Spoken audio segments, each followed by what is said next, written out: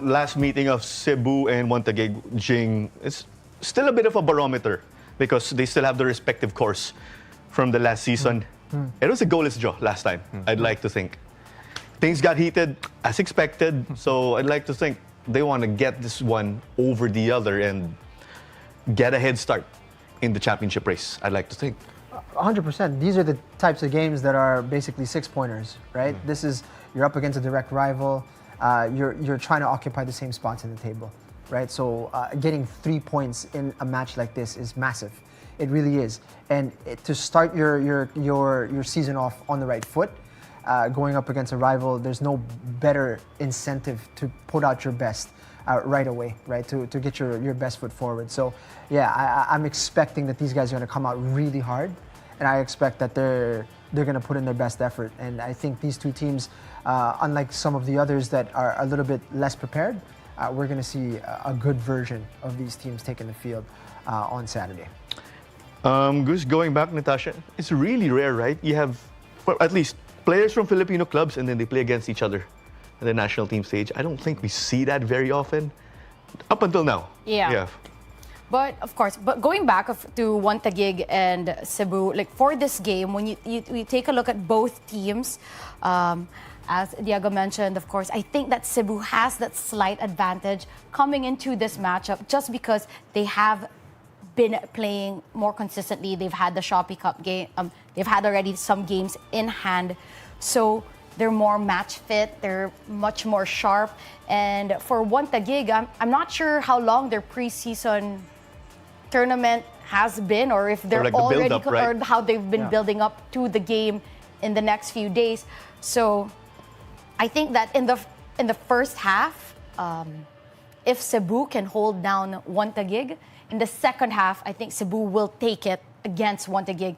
That's just of course, anything can happen in a game, but it's just one of how I see this game panning out, just because Montague is still trying to figure out who will play the certain positions under Coach Scott Cooper, who again is a veteran coach who has coached the national team, who has coached the Azcal's development team.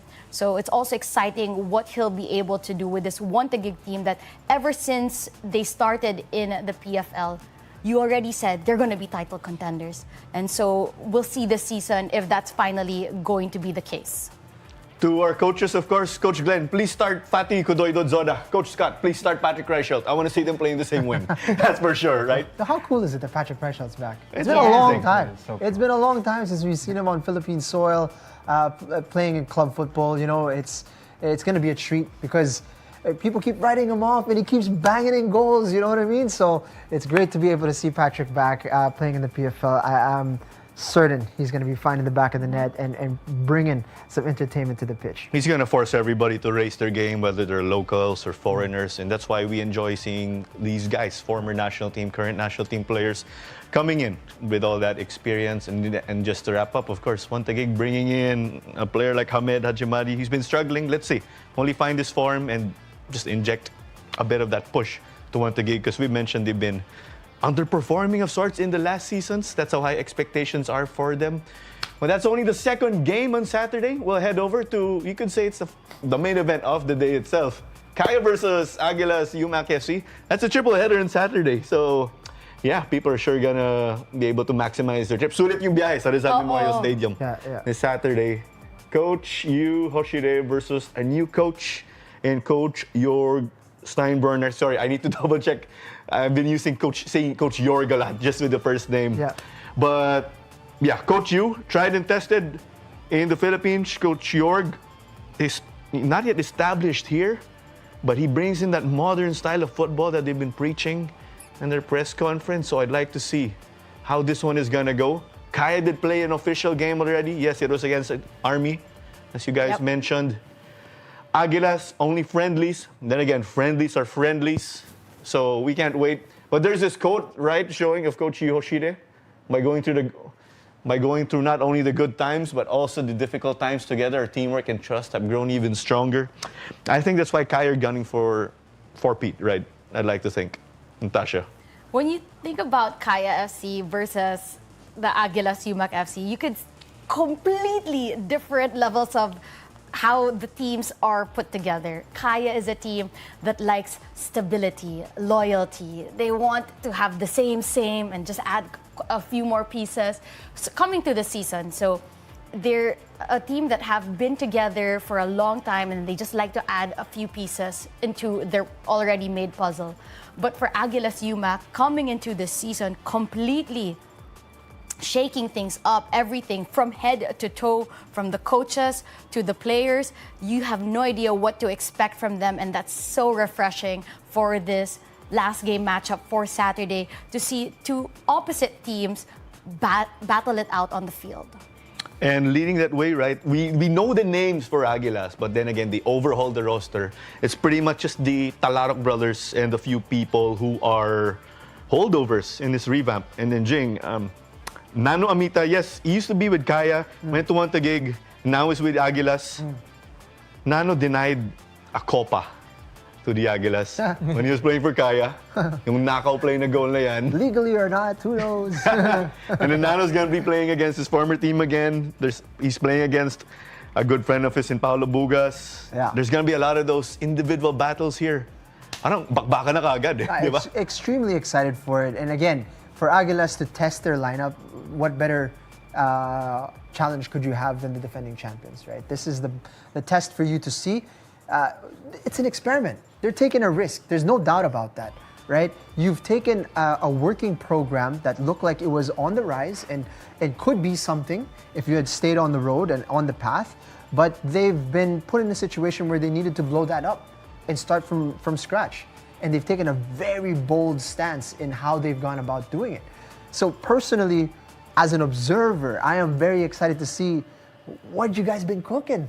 Kamusta ba yung luto? Kamusta ba yung sabaw, di ba? Like, pahigop naman yan, di ba? Patry lang konti. Kasi I want to see if this new way of thinking, of going about things, might actually bear fruit, you know? And if it does bring some success, then that will open the minds of everybody who's operating within the PFL, you know? So I'm excited to see how they've come together and how the new coaching is coming into play. But they would have watched that game against Army, and I'm sure they're going to have some things in their pocket that they're going to want to surprise Kaya with. So let's see, man. This is great. A really good game that I can't wait to see unfold. So maybe there's a bit of that factor, hindi pa scouted yung Aguilas. No. Because it's going to be their first.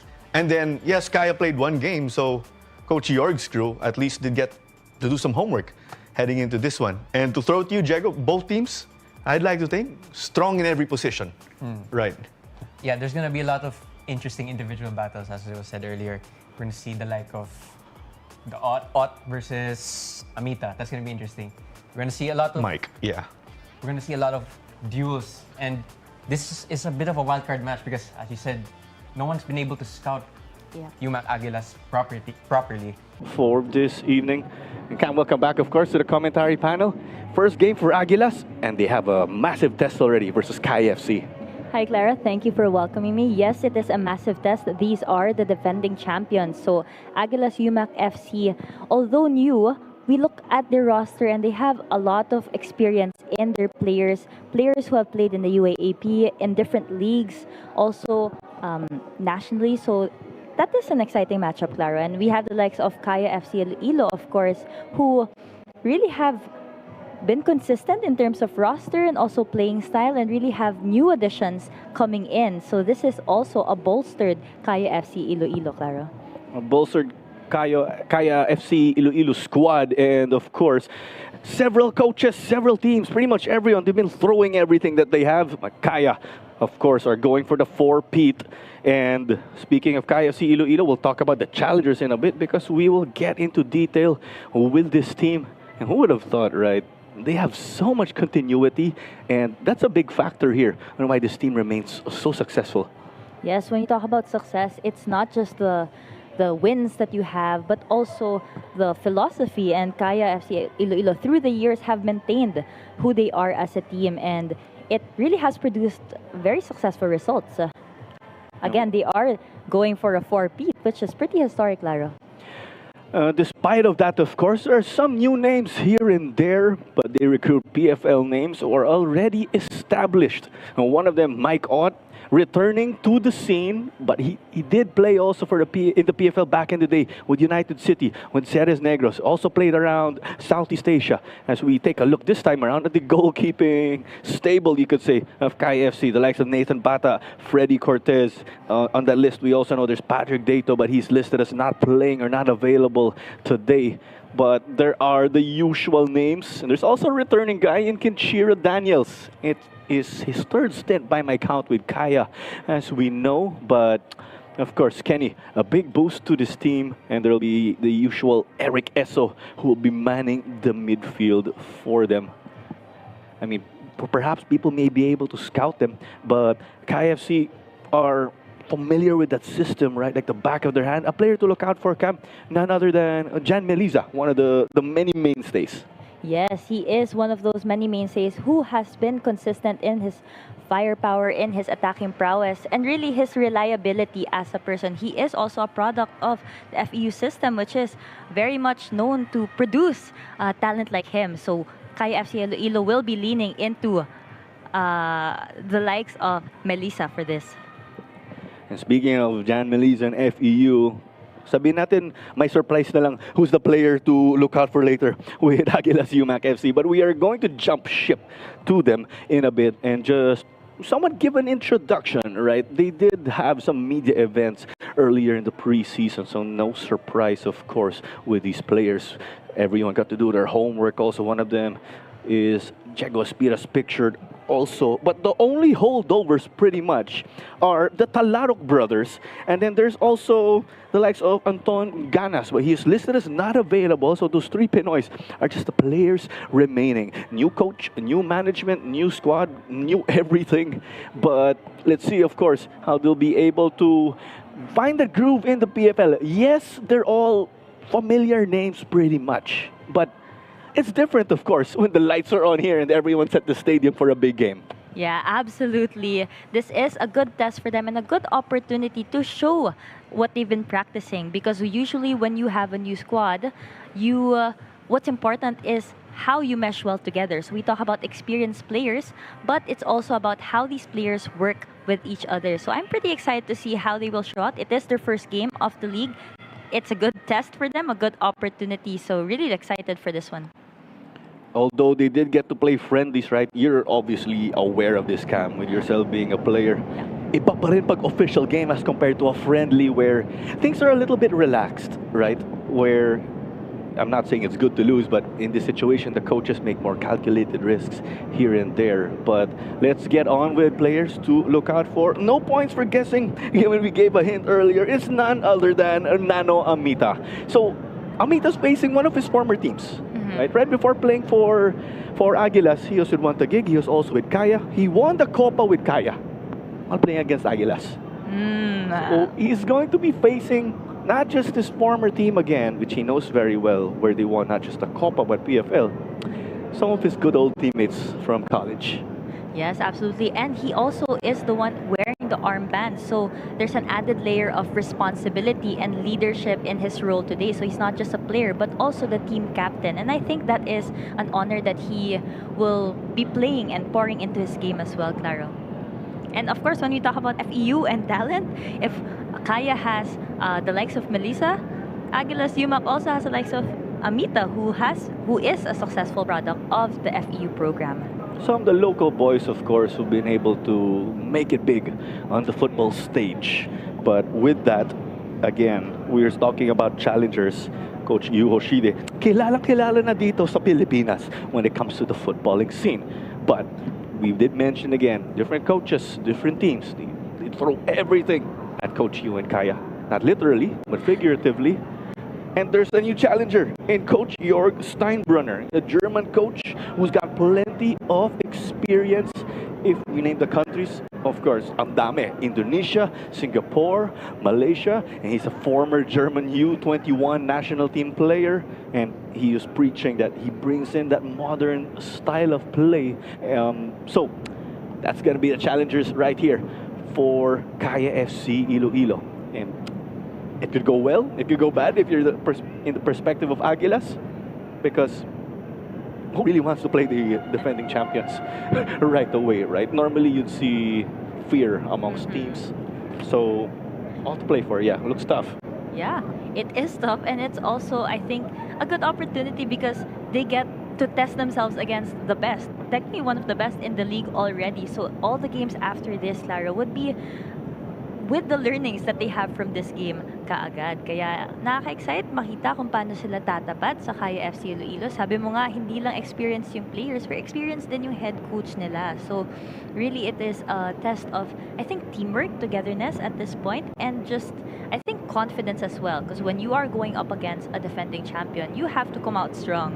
You have to try your best to still retain that style of play as a team and not necessarily fall back to just defending, because it's different when you're just defending and trying to manage. It is a fine balance between both of managing that.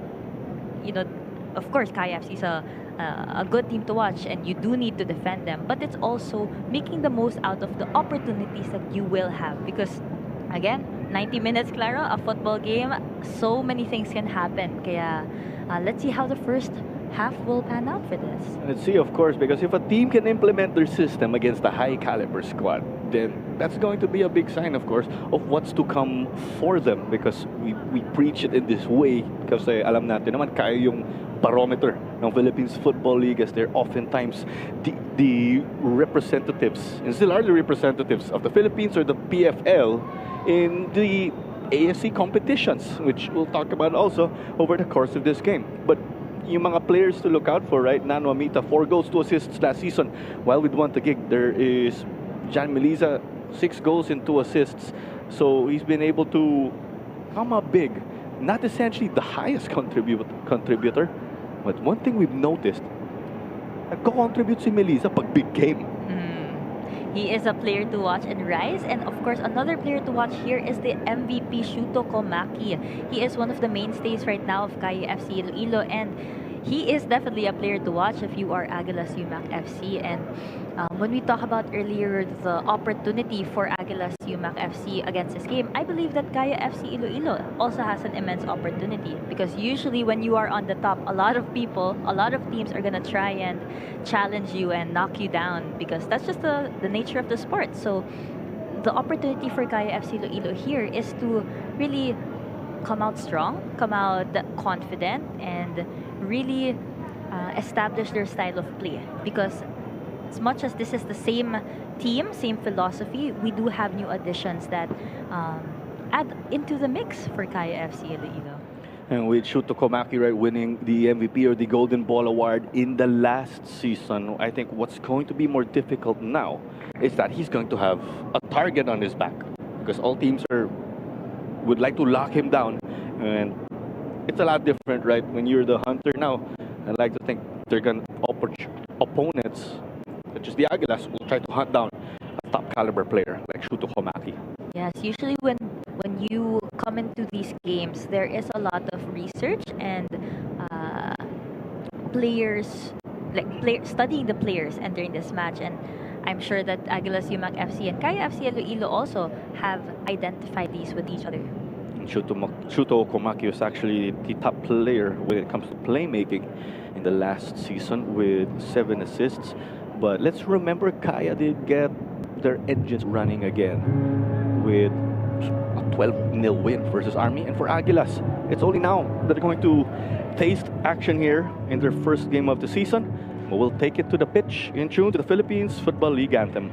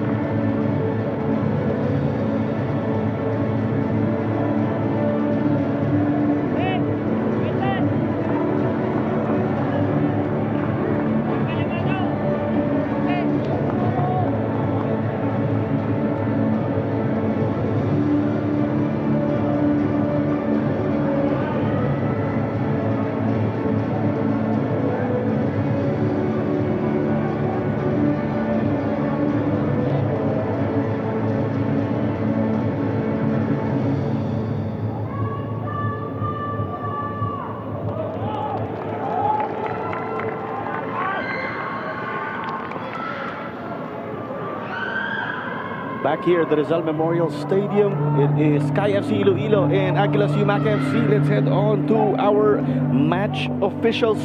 Si Meliton Pelayo ay ang referee natin ngayong gabi. Sila Jose Magusara, Romario de la Cruz ay ang ating assistant referees o linesman. Ang fourth official ay si Crispel Cayabyab. Ang referee assessor ay si Ravelo Saluria. And Miss Cristina Ramos is our match commissioner. And the players we highlighted to be exact, mga team captains natin ngayon. Yeah, sakto pala yung natin build up because it is a matchup between opponents. I think they're both also sporting the number 10, Laro. That's right, so sakto nga talaga. And one thing also actually, although he is on the bench, Paulo Bugas is playing against his former team also. So all to play for, moments away from kickoff, and with Kai FC, here's that 4-1-4-1 formation of theirs. Yeah, so we have Cortez in between the sticks, and then also Casambre Yamazaki holding the defense along with Yano Menzi, and then we have Ott Eso Zambrano in the middle, Komaki and Melissa on the wings, and then Daniel with the firepower on top. Kenny Daniels again back in the fray. And let's head on to Aguilas Umak FC of Coach York. It's a 3-4-3. They are implementing an aggressive formation. First game facing the barometer of the PFL. Yes, with 3-4-3 formation, that means that the focus would be on attacking and versatility between the players. And we have Shiraoka on the defense, on the goalkeeping, Clarino Amarilla, Bongolan, Palpal, Latok for the defense, Hancock and Tomoki in the middle, Amita on top, connecting with Kom, Talarok, and Yamamoto. There you go. We got to take a look at the subs right here. Homegrown keepers, actually. Still quite young are the sub keepers. Nathan Bata for Kaya, Rico or Iko Mangawang for Aguilas Umak. And this one off, Kaya FC in yellow and white. And Aguilas Umak FC in their red and blue kits. Just like that, of course. This one going out of play. And it will be Shiraoka who will take this one. Yeah, so we see them. It looks like Shiraoka will be going long. You know, the thing with Shiraoka is I did see Kenji Nishoka having a chat with him. So, Nishoka, of course, being Filipino-Japanese, Shiraoka, similarly. Small world, of course. I'm saying this because Kenji Nishoka plays for Manila Digger. So those two guys were teammates, of course, back in their schooling days. Ang daming ganon talaga. Pero hanggang ngayon, nakakaaliw. A small world. Nakakaliw talaga siya kasi makita mo na naglalaro sila as competitors pero magkakaibigan sila. So that just, I think, shows a little bit about the nature of football, that it is a beautiful sport that connects even after all. It's Aguilas now, trying to get through the right. Zambrano receives it after getting the stop. Steps on the brakes. This still needs getting used to with Nano Amita wearing a different uniform.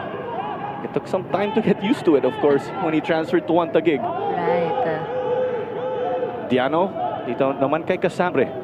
Interesting, Cam. Kaishu Yamazaki said goodbye to Kai FC. Tapos bigla bumalik.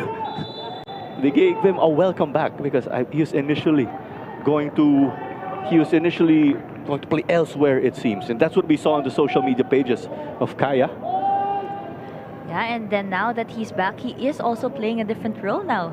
He's anchoring the defense because in the previous editions of the league, he is usually playing in the midfield. So it is a refreshing sight, and it is a role that he seems to embrace, and he, is together with Casambre, a teammate that he also plays with. So more or less, it should be an opportunity for him to learn and for him to really make the most out of this new position in the team. Here comes Nano Amita waiting for numbers. Nano versus Maikot. Eric Esso charged with the foul. Yes, he did come from behind, and that is not allowed in football.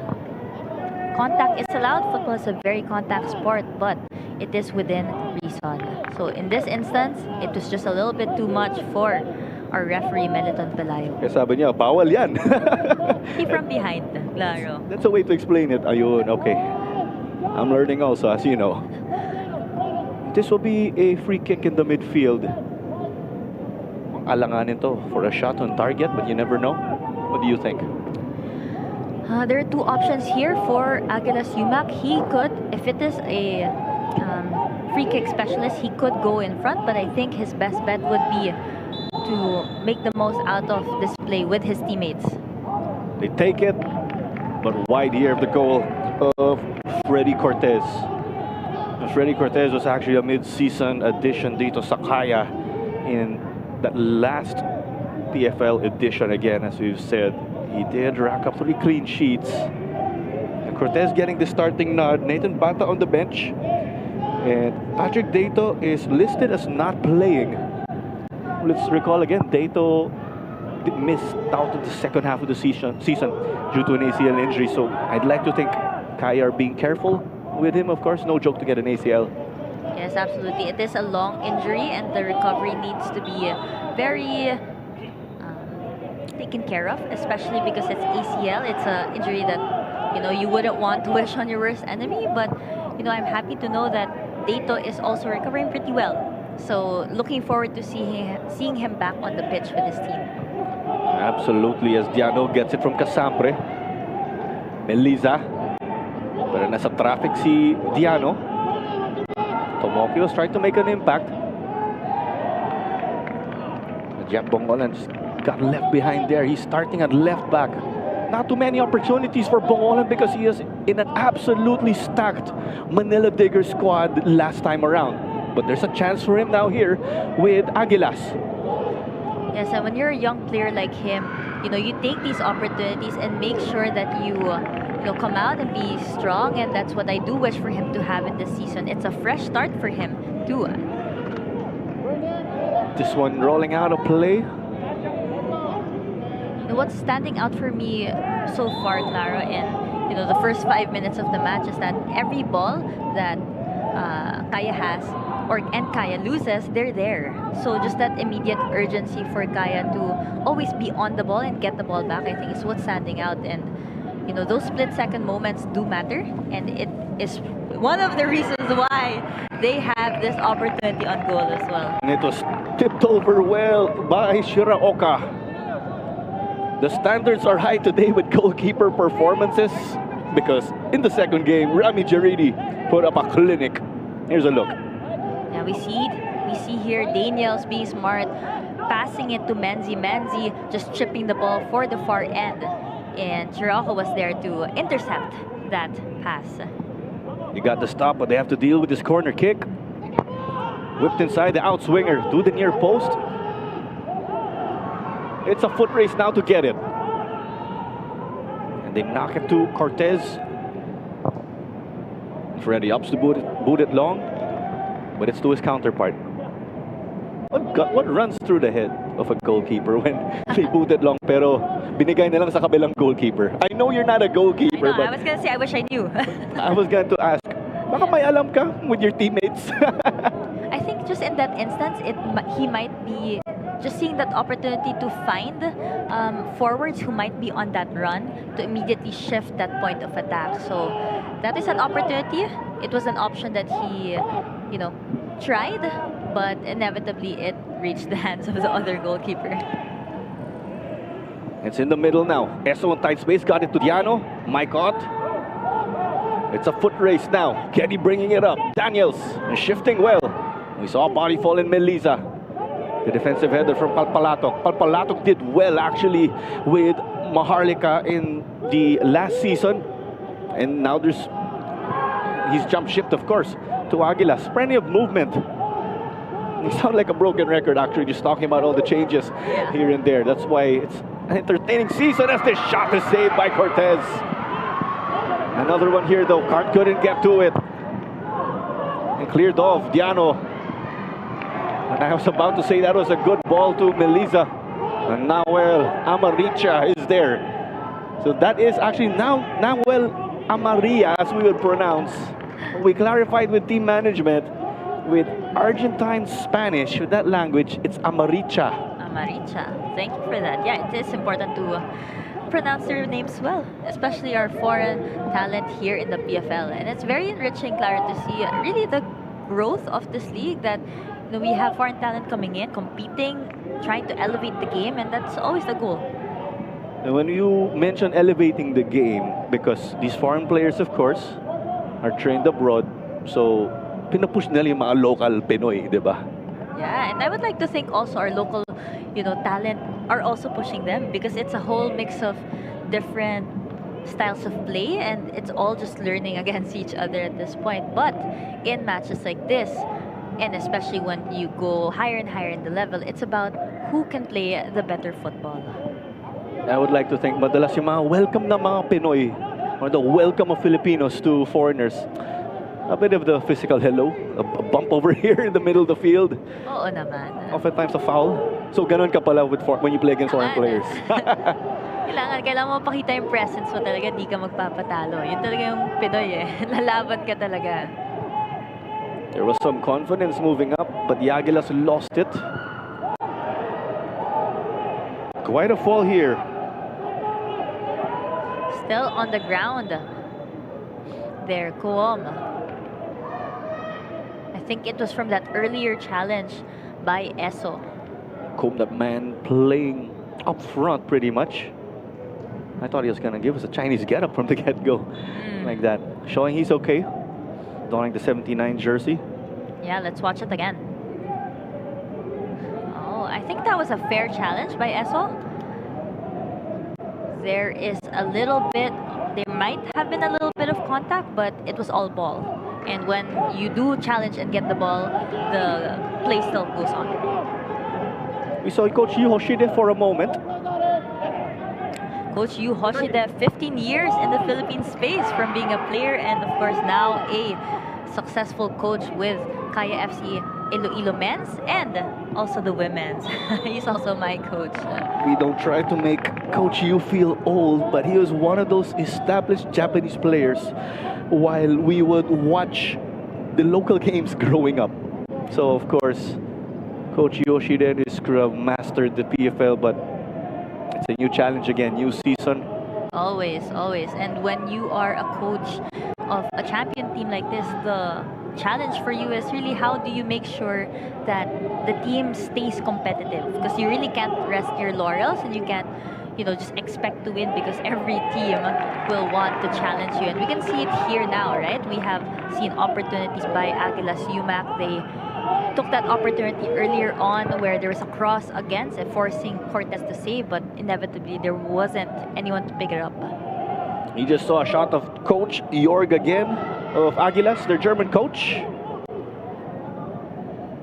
You could see the intent with the ball in those bursts with possession, but mainly the way of Kaya right now at the moment. As Coach Jorg Steinbrunner, this is his welcome to the PFL moment. Yeah, we're talking about the teams, the players having a welcome, but I think coaches also have a welcome into the league. It's, I think, a different opportunity, different set of challenges and opportunities every league you face. Marco Casambre playing it over the top. Interesting though, it's his fullback in Mardiano getting it. Diano, low cross. And cleared off by the back line. Diano keeping it there. Tomoki. They send it to the side now. Stopping and evading the danger. Yeah, good piece of play there from Casambre, linking to his teammate Diano. Diano trying to find the opposite player in his wingers.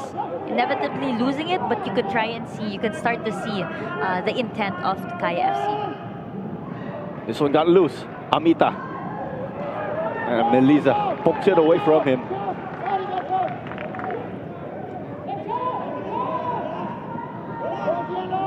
Jab Bangolan just taking his time. He is facing forward, trying to decide what's the best option here. Usually when you take these throw-ins, you would have to make a decision. Do you go and recycle the ball, meaning you pass it to your defenders and then you try and go the other way, or do you try and string a piece of attack from that throw-in? Clarino gets this one back. So Clarino is the partner of Nawala Maricha, playing in defense. Shiraoka dito naman, a former U18 player for Japan when you refer to the goalkeeper of Aguilas. Nano played it wide. A flag up here though. Looks like an offside call.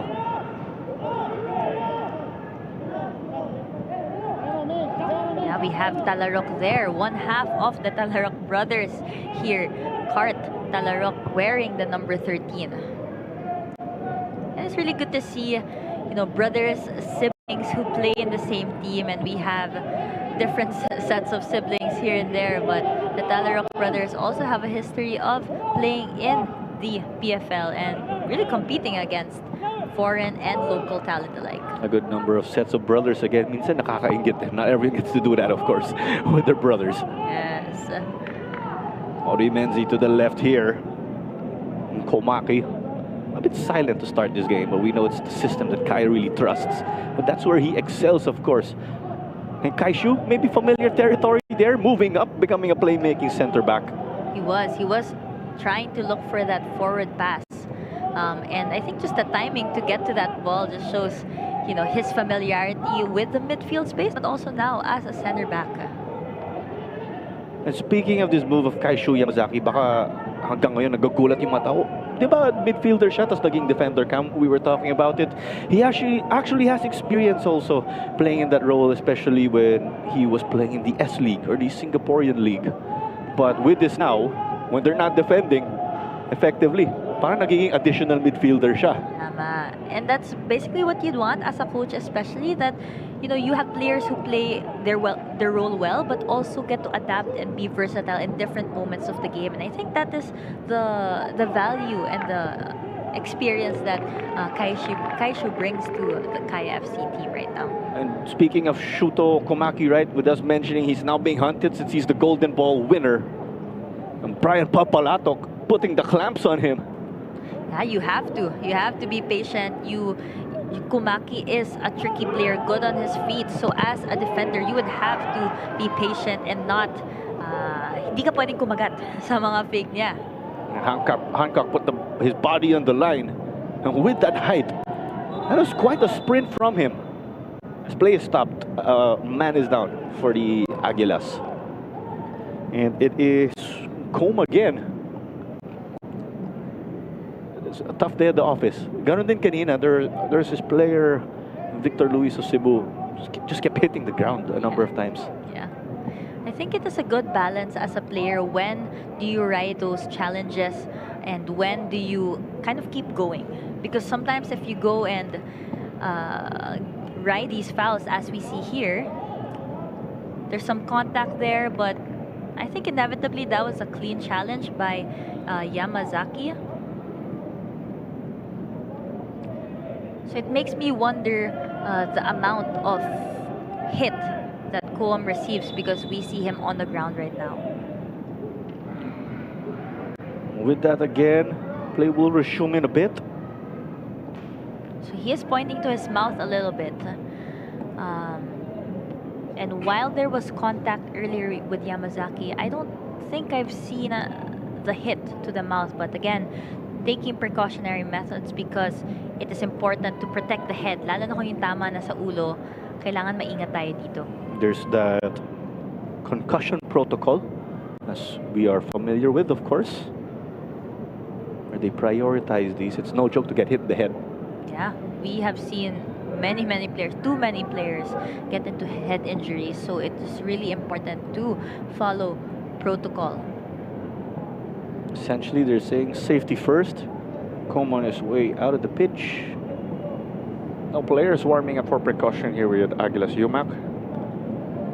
Yeah, so far in the first 17 minutes of action, we have seen the possession mainly being with Kaya FC, but there have been moments by Aguilas Umak where they tried to capitalize on the opportunities they've had.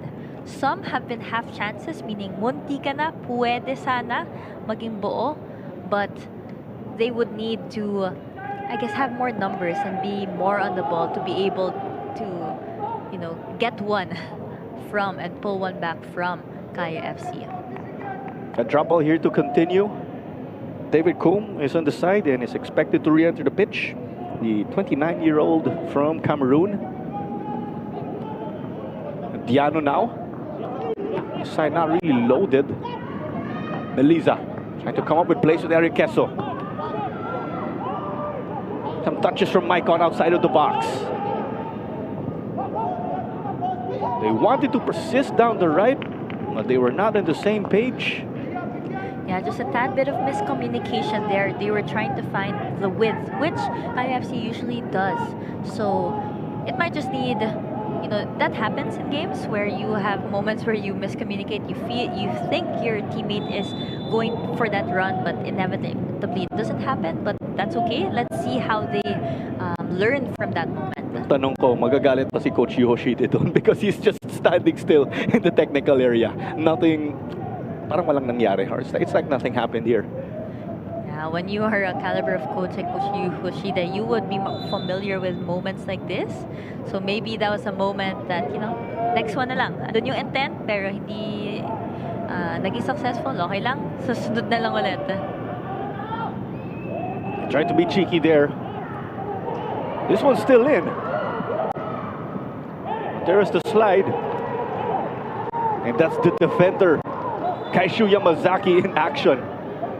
I think he is saying that is not a corner kick and that it should be Kaya's ball. That's the first time I've seen him animated also. Yeah. I will say. Ito si Kaishu Yamazaki. But let's remember, Kaya have a big game on a Thursday. And the reason why that game will be on a weekday, because it's the AFC Champions League 2 group stage. They're going to play against Tampines Rovers of Singapore. So this game, a high-level match to warm up for that game on the continental stage. Yeah, definitely a big game because it is for the Asian level. And of course, we're playing it here in Rizal Memorial. It will be in New Clark City, actually. Thank you for the correction. Yes, here in our country. So, iba din pag naglalaro ka sa home turf mo. Kaya I can imagine the importance and the weight also of that game. Kenchiro Daniels was getting involved with the build-up there. I think in that moment, we see Komaki getting ready for that ball behind the defense. So maybe an opportunity for Zambrano to see him there because he is always on the run, Komaki. Komaki Shoot to Komaki. Kaishu. I just wanted to say that was the first bit of defending we saw from Yamazaki earlier. And the reason is because Kaya were on the attack versus Army, wherein they won 12-0. Chance again now. Bodies in the box calling for it, but this is skied back home. Maybe the nerves again here. Their first game altogether. Their first official game kasi friendlies lang previously. Absolutely. I think it's also the gigil factor. Siyempre, pagka-attacker ka, tapos may opportunity ka na ganun, you really have to make a split-second decision. Are you going to lay it off to your teammate and find the best option, or are you going to be brave and back yourself in that moment and take it? So we saw Kum be there. Inevitably, was that the right option? That was the option he chose. Do you still get giggle when you're playing? Oo naman. Minsan, yung giggle, you would need certain minutes in the game to shake it off. Sometimes you get stuck there, so it's a skill, being able to regulate that giggle and that emotion that comes with it. It's the mental aspect of the game again, as we know, and as we say, Yamamoto knocked it back. Palpalatok, Kum. He is their striker, but is dropping down. Online, Kum is actually listed as essential midfielder. Maybe that's why he is dropping down. As they wanted to launch that cross again, but Palpalatok, of force as ever. But can he do that for the full 90? That could spell a difference in this game, I would like to think. Now it's with Cartalarok. They want to start some offense. Jack Bongolan. Bongolan did play for UP in the UAAP. He did bag a trophy there. A championship to be precise. As now it is with Shiraoka. Tomoki. You could say this is really that first bit in this game where it's really Aguilas dictating it. And we are 22 minutes in. They had to weather wave after wave from the defending champs. And most of the attack from Aguilas Umak, we see it from the right side of the pitch. We have the likes of Kuom and Yamamoto being you know, that brave and cheeky presence on the side, trying to challenge and find vulnerabilities in the back line of Kaya FC. They tried to play that one, but it was loose. That is why it will be a Cortez goal kick. And Cortez, again, as we've said, did get 3 clean sheets last season for Kaya. But for Aguilas, again, new squad, pretty much. But for reference, their goalkeeper last season, Dini Watara, bagged 6 clean sheets. That's big shoes to fill. Yeah, it is. And clean sheet always is very welcome and something you would aspire to. So kung yung mga attackers, goals ang gusto nila, pag keeper ka at defense line, mga clean sheets yung mga ina-aspire mo. And of course, a win on top of that. Madalas yung clean sheet bonus, di ba? Bonus na Add to the yun. win. Correct. Shiraoka, much confidence here from him. You like that, of course. Quick one touch here from Kaya FC. Shiraoka was a little bit shaky. Do I run out or not? But Clarino just cleared it off. You like that, of course. You see, as a goalkeeper, you see your defender doing that. Yeah, I think Daniels and Melissa, they're trying to link up, trying to break the defense of Aguilas Umak FC. And inevitably, they still maintain possession here with a throw-in. Closing in the 25th minute already, alongside Cam Rodriguez. This is Clara Manzano. We are bringing the action on the PFL's Facebook and YouTube pages. With that Daniels stop, there with an opportunity. and because of that stop, may corner kick lang ang Kaya ulit. Interesting, Cam. Tandaan nga natin, may bagong format tayo. Teams will play a double round robin. The top 6 teams will figure in a single round robin to determine the champion. Oh, wow, that is different. Similar format, of course, to the K-League or the Korean League. As here's this diagonal ball, very routine for the keeper. But with that, actually, the bottom 5 teams, yung ranked 7 and below, will figure in a classification round. So there's still that opportunity to move up and down the standing. So it's not safe after round 2. But interesting, of course, to add to the PFL now. Yeah, definitely. If you are a team, again, every game is important, but I think that weight adds up even more because you're not just going for the wins, but also ranking. You would want to be in the top 8 to compete for the title. Nano, Tomoki, Jack Bongolan providing support also. Cardenano trying to figure this out. Hancock saying played back to Nawel so they can reset. And some passing in the midfield but couldn't get it forward. And they just succumb to the pressure of Kaya's well-drilled defense. So we saw there Talarok trying to keep possession, and he is one of the players that has been showing a lot of intent for the ball, actually, Talarok. And his position, I think, also begs for that because he is an attacker, and you know, the opportunity for him is to go down the line, challenge the wing backs of Kaya, but also inevitably important to link up with your fellow midfielders and decide when is it the best to just keep the ball and rotate, find possession. Nearing the 30-minute mark already, Cam. Do you see this going one way to Kaya or Aguilas, or halos parehas lang? Yeah, I think at this point of the match, it's still pretty level in terms of chances. So far, both teams might have had 1 to 2 half chances, but no direct challenge yet towards any of the 2 keepers. But Kaya FC Iloilo has been maintaining a lot of the possession, but it's a matter of really linking up, being there. As here's the chance now inside. Is there an angle?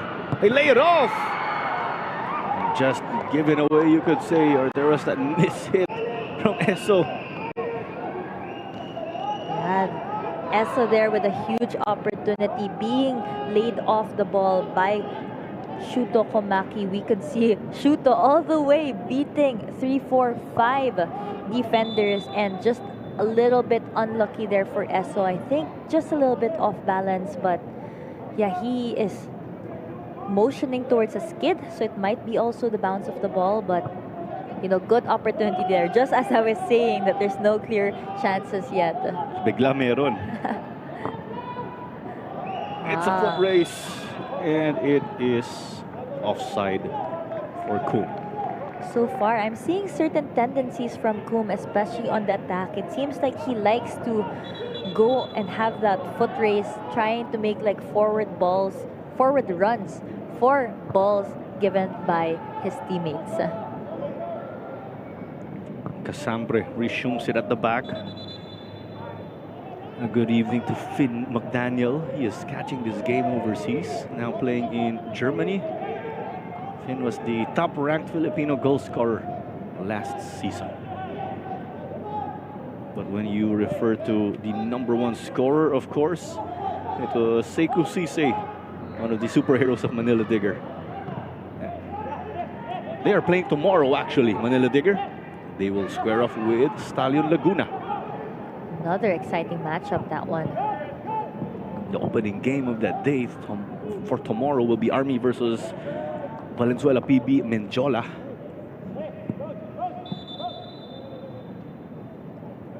But a player down here, is it Clarino from what I'm seeing at the distance? Near the 30-minute mark already. I think part as well of the equal matchups between both. It seems as though there have been moments where the game has been paused, and that affects just the momentum and the flow of the game. Para siyang stop, pause.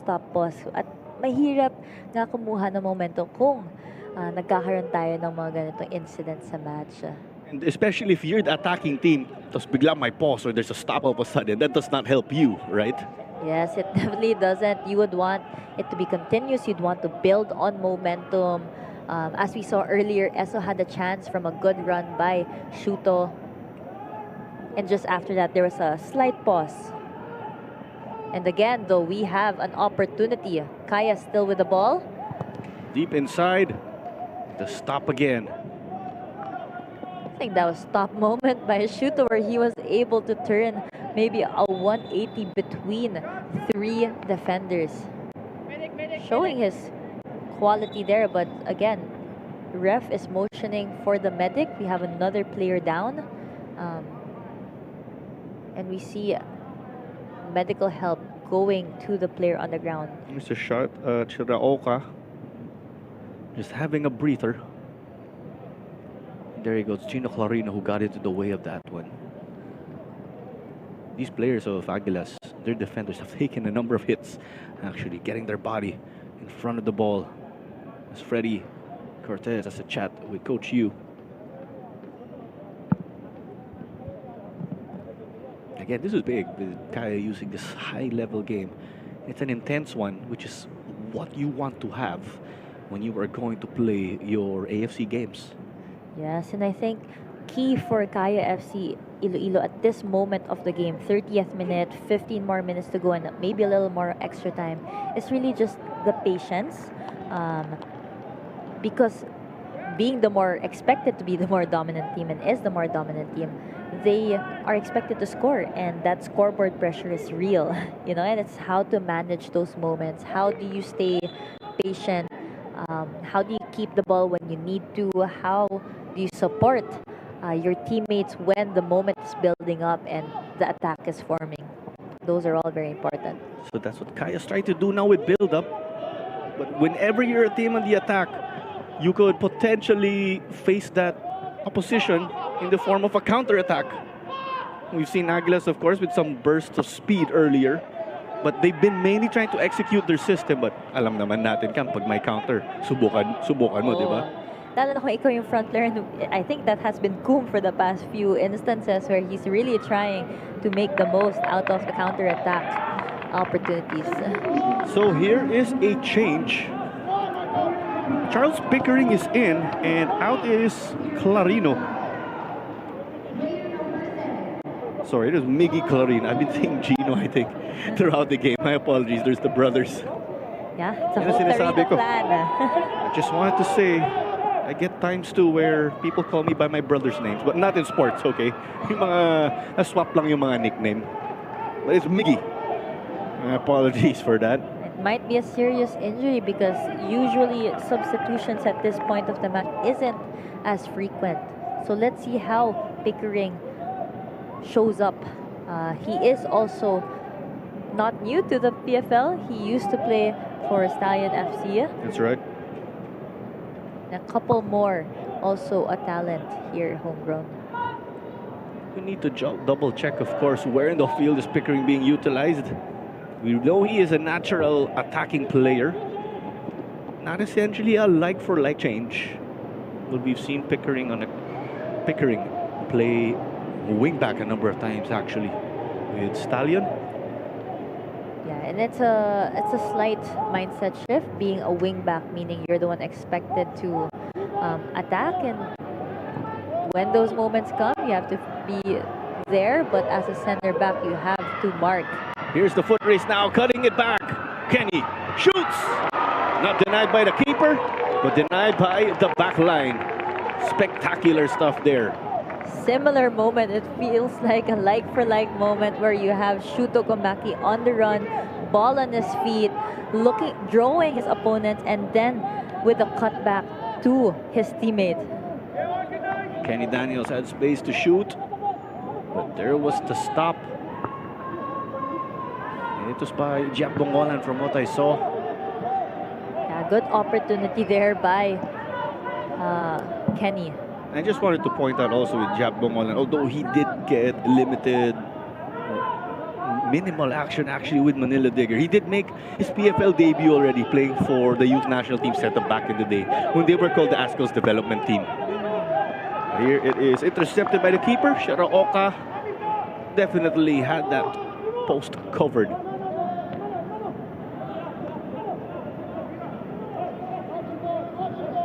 Really Distributing it, yes. Really, the wingbacks of Aguilas Umak FC have been challenged, especially with the past two opportunities led by Shuto Komaki. You could see his space there. Tomoki played it wide, but it is offside once more. Number of offside calls against David Coom again.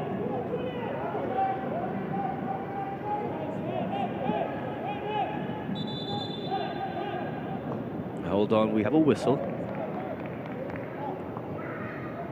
A hello, of course, to the likes of Carson Gutierrez and Pat Mercado. They're catching the game. But the idol natin, si John Lloyd Halike. Halike did play in the opener ng tong triple header, actually. Oh, that's awesome. Close fought, 3-2 loss for Tuloy FC versus Maharlika. Yeah, Halike, I remember covering one of his games, and I think he had an opportunity on goal. Oh, but this one, too much here. It's an Aguilas player down. I believe that was too much contact on him. And the ball is still playing. But still playing, Claro. But player on the ground still from Aguilas Umak FC on the corner. I think that was Nawala Maricha. And that's why Hancock took the initiative to fill in the back. You gotta love it. Because you have a player like Shiraoka who has safe hands. But Nawel was on his feet and fell down in pain. That is his arm from the looks of it. But there was the fall already. They actually knocked down one of our mics. Actually felt that in our ear, the headset. Yeah. Not good here if Nawala Maricha is injured from this play, because they already had to sub out Miggy Clarino. And with Nana as expected, bringing his captain as the captain, right? Protecting his teammates, part of the job. Yes, and captains are the only ones who are allowed to also question the referee. And you would be expected to question these moments, because again, what we could see from Amita is he's wondering why play still goes on. Then I will wonder also, Coach York getting a yellow for that. Words must have been exchanged, Claro. enough for referee Meliton Pelayo to warrant him a yellow card. Coach Jörg Steinbrenner not happy with that. That's for sure.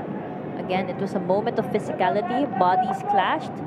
Unfortunate that it panned out the way it did, which is near the mic, but naturally, the play still keeps going because there was no whistle. And as players, and as Kaya took that opportunity to just keep playing the ball,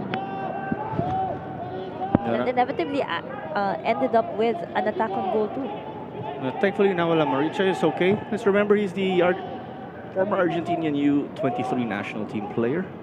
He was with Montagig recently. So halos kasama pala sila ni Amita. They transferred over here to Aguilas. This one played back by Pickering.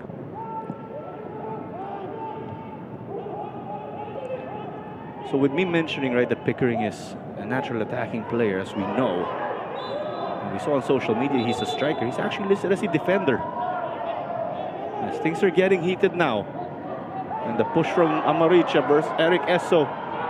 One thing is for sure, you do not want to mess with those two. Yes, who will keep their calm and composure in these moments? Because again, we are still pretty early in this matchup. 38 minutes, maybe a couple more until halftime, but still a draw. So as a player, you have to think about what's the best for the team, what will help the team win. I just wanted to point out, actually, today wala pa tayong clean sheet. It was the 3-2 win for Maharlika over Tuloy, right? And then 2-1, a win for Montagig over Cebu. Casambre missed it. Shielding from Melisa.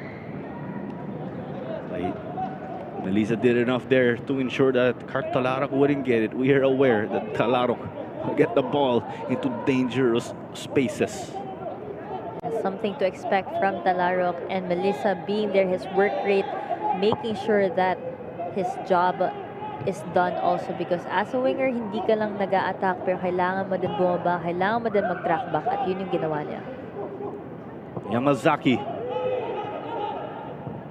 Hancock, Amita. No one to support on that side though.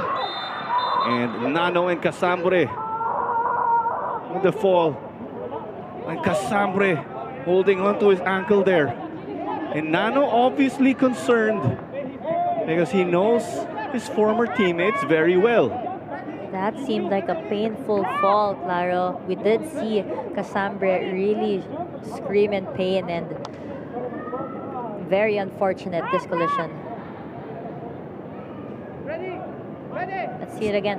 That's right.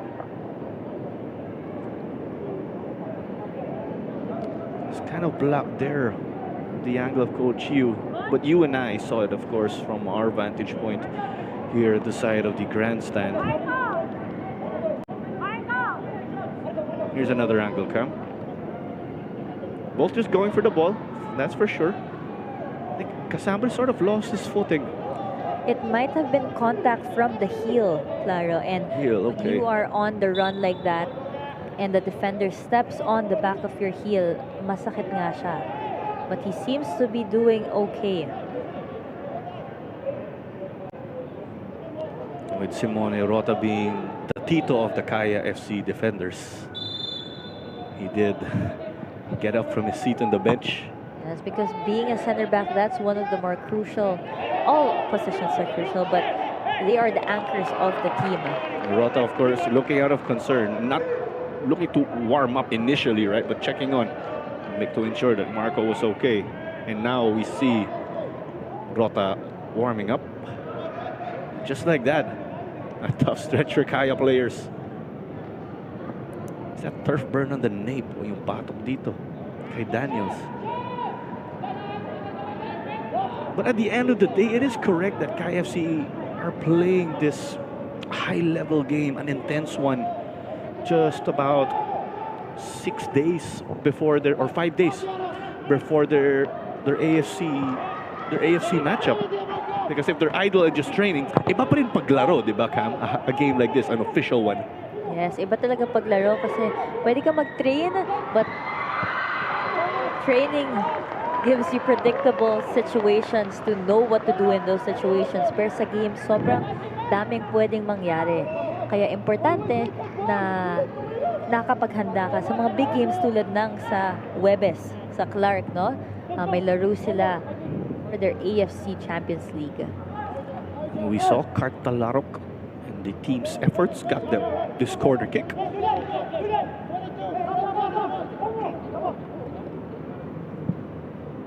Change corner kick taker now.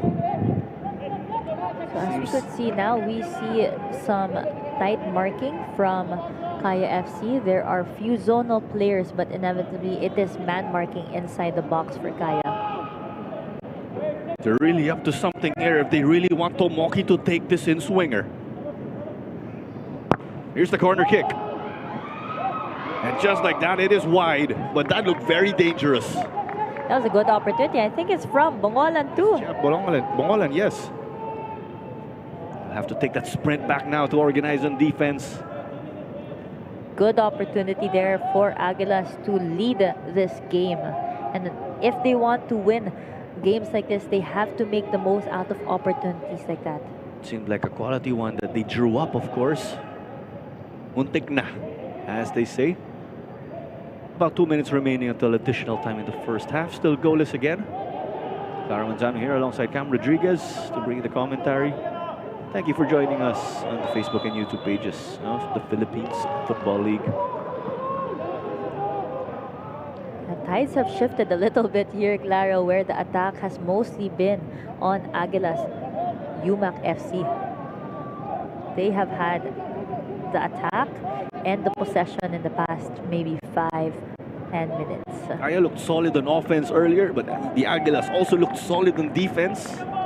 And now, let's see if the Aguilas can utilize this opportunity on the attack. Because kita nga natin kanina, or we just saw previously, they did get that corner kick. They got the shot or the header, but off target. But still a connection of sorts. Confidence to build on. Reverse header from Eric Esso to get it to safety. Zambrano went back to Cart though. Then headed here by Kum. Nano Amita. Nano with a piece of skill there, being able to control the ball, trying to find and switch the attack to the right side to Yamamoto, but intercepted by Kaya FC. Chrismel Kaya Biab confirmed. Our additional time, as you saw. 3 minutes as we saw Cam, yes. Yes.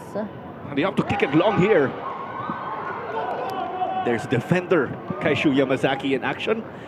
That needs getting used to. Yeah, Aguilas Umak FC trying to capitalize on moments of counterattack. Trying to sniff a goal in right before halftime. Zambrano, one of the new players. Tomoki took a fall. 2 players trying to go for Eric Esso. We know he's hard to beat. A chance to cross now. Not crossing, but they lay it off. My God. And Tomoki, there's the intention to build up from the back, but all Aguilas players down. Great physicality there by Eric Esso to be able to be strong on the ball and lay that pass off to Shuto. Shuto always being on the other side of those passes and finding another teammate to shoot on goal. A high-level game here, a quality one. You could feel the intensity. Tandaan nga natin, first half pa lang to. May second half pa tayo. Offside is the call here. You don't see offsides against Kaya oftentimes, I will say, from my observations. Being able to stay and be disciplined on that last line, you really do need that in order to not be called offside. So for those who aren't familiar with what the offside rule is, that's usually the rule that a lot of football newbies are trying to understand. Ano nga ba yung offside? Meaning lang doon, hindi mo pwedeng matanggap yung bola sa likod ng last man ng defender na kalaban mo. Kailangan sa ibabaw ka niya bago mo ma-receive. Or sakto ka lang sa linya ng defense. Football lessons with Coach Cam. Amita stepped on the brakes. Bungolan giving it to Cart. Can they keep it in? Eric S also charging at it. A little too overplayed by Bongolan there. Cart trying to get that ball. If the ball was just spinning inward, baka nakuha niya pa. Pero medyo diretso yung pasa. Yamazaki. Shuto. A switch here, one wing to the other. Tiano naman. There's the defensive header. Shuto tried to break free, medyo traffic lang.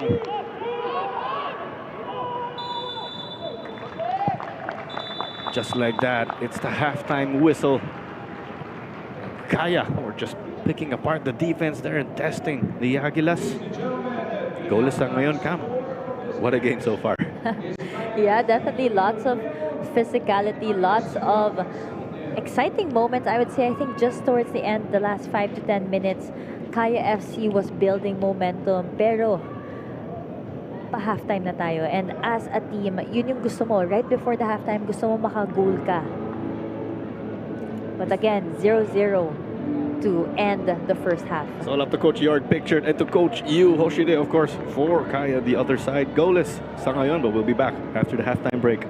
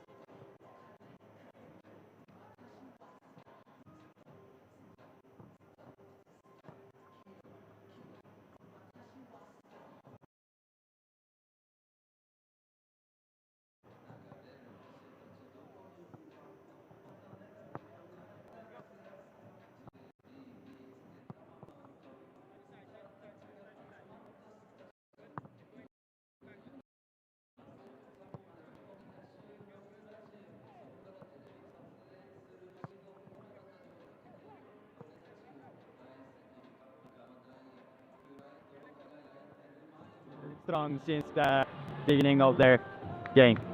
Of course, it's not always good time, sometimes difficult time, but we always survive together. So our group at Kaya is really tight right now, so we want to win this game. Actually, we add some attacking phase players, so especially they are already always dynamic. So attacking phase, we are expecting more than last season.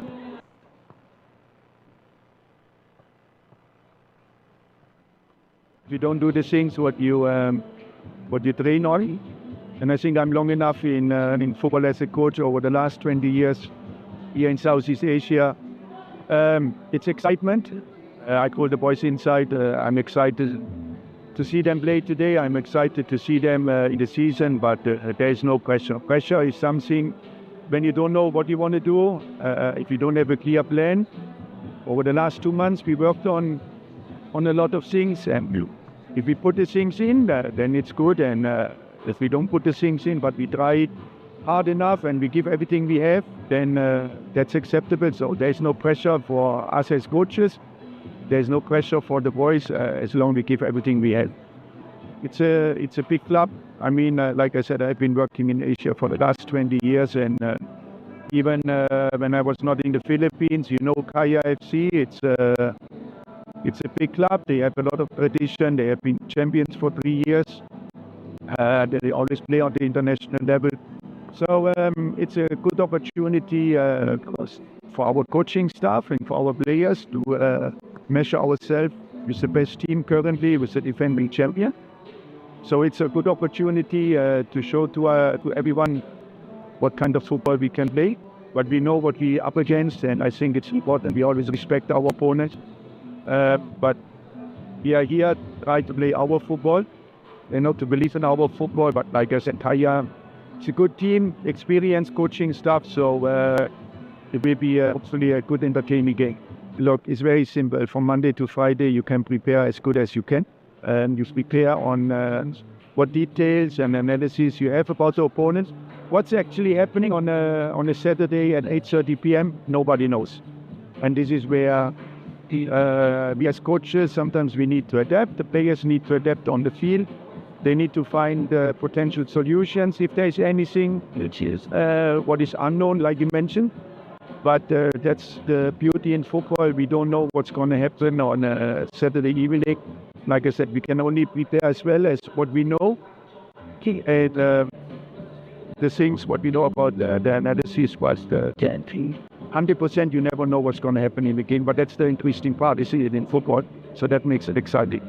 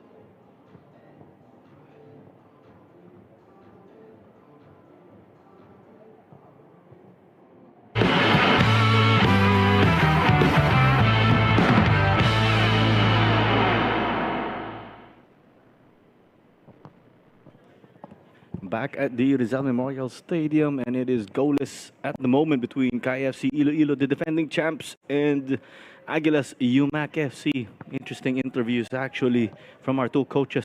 Contrasting styles from Coach Yu Hoshide and Coach Jorg Steinbrunner on and off the pitch based on that interview, I will say. Well, let's focus on this game at the moment. Cam, here's the highlights for us to run through.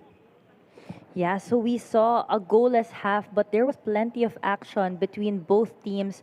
We saw at the first half that Kaya had a lot of the momentum, a lot of the possession. They were in control, but not necessarily having that bite in front. But they did show in the last 20 minutes of the half what they're capable of. They had clear chances on goal, just right here with Shuto Komaki being the main contributor of the 3 clear chances on the match, where he would be running on the ball and lay it off to his teammates. Just a bit unfortunate that it did not end up in a goal, but these are the positive moments that Kaya can take from this match. And then we see, of course, Aguilas Umak FC also being competitive. They had many moments where they had to battle it out, be defensive against the defending champions Kaya FC Iloilo. But when they did have chances to attack, that's where they showed up. They had at least 2 clear chances on goal. Just earlier, we saw from a corner kick where there was a header by the young Bongolan, and there were multiple times also where Yamamoto and Kom would link up in front, but there just needs to be a little bit more finesse and bite for both teams. And it's an even game so far as we speak. Here's the stats now. Anything that strikes you? Yeah, I think just the number of shots on goal and on target by Kaya FC Iloilo just tells the story of this game, where they are on the front foot. But what is a challenge and an opportunity for them in the second half is maintaining that composure, that confidence to be able to finish. Because when you have as much success here, magiging impatient ka na parang, diba? Gusto mo nang shoot pero ayaw pumasok. So it's really just like being able to let those moments go and then start again and treat every opportunity and embrace it as much as you could. And of course, for Aguilas Umak FC, that they do have chances to the goal, but only 2 of them on target. So if they want to score against the defending champions, they have to be more clinical in front. You have to be more clinical. As we know, of course, minsan it's about using those chances, even if they are limited, right? Yeah. But let's see. First or second 45 minutes here between Kaya and Aguilas, and we cannot wait to get this one started. And I would like to see the changes that our coaches are going to make in that strategic battle. As we know, right? Our assistant referee is off to inspect the goal nets. And yeah, just excited. Yeah, excited as well, Claro, because halftime usually is that reset that both teams need in order to, reflect on what happened in the first half, maybe possibly what wasn't working and what is working, and what can they build on.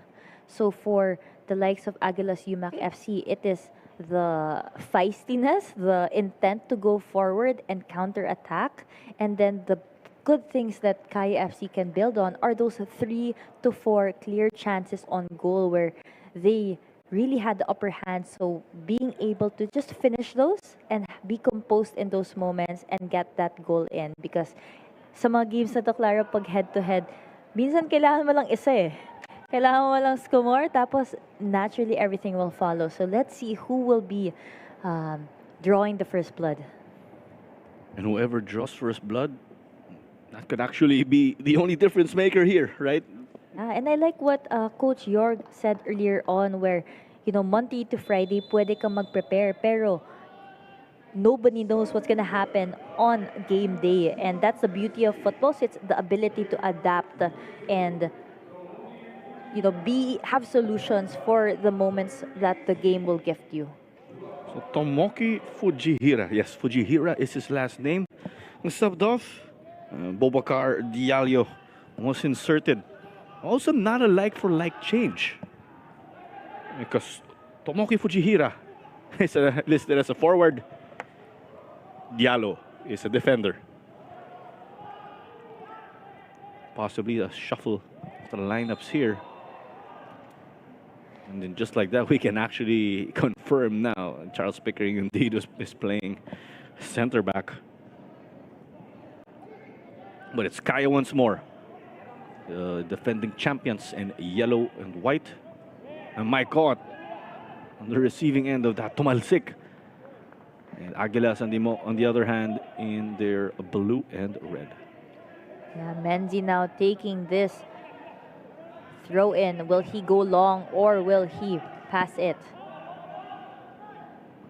Menzi and got beaten. Playing it long. Starting that race now. Coom. Yamazaki doing enough to just disturb the run of Coom, as we know has been showing a lot of intent. The strike though here had a lot of power, was low and clearly wide. But that was quite a ball from Yamamoto earlier to play that to Coom on the counter. Yeah, definitely. They're going for that counter-attack moments. You see here they almost score. Or not almost score, but get an opportunity. Yes. And not able to clean up the garbage properly. That is why there's a counter. The attack stays for the Aguilas. Left-footed delivery. And Cortez get it. No problem here. Got to distribute it quickly. There was the intention to play it quick, but the discipline. Aguilas get into formation quickly. Yeah, Kaya FC making sure that they keep possession. There are some moments where you think that they're gonna play the ball long, but they choose to keep the ball. But of course, just as I said it, there was that long ball by Casambre. Commentators curse as they say. Palpalatok to Hancock. Cross. Stop. Palpalatok again. Not so sure about the intention there, I think. That might have been a shot on goal, but just wasn't the kind of contact that he wanted. Palpalatok again. Other than him playing with Maharlika previously. Filipino who grew up in San Diego, California.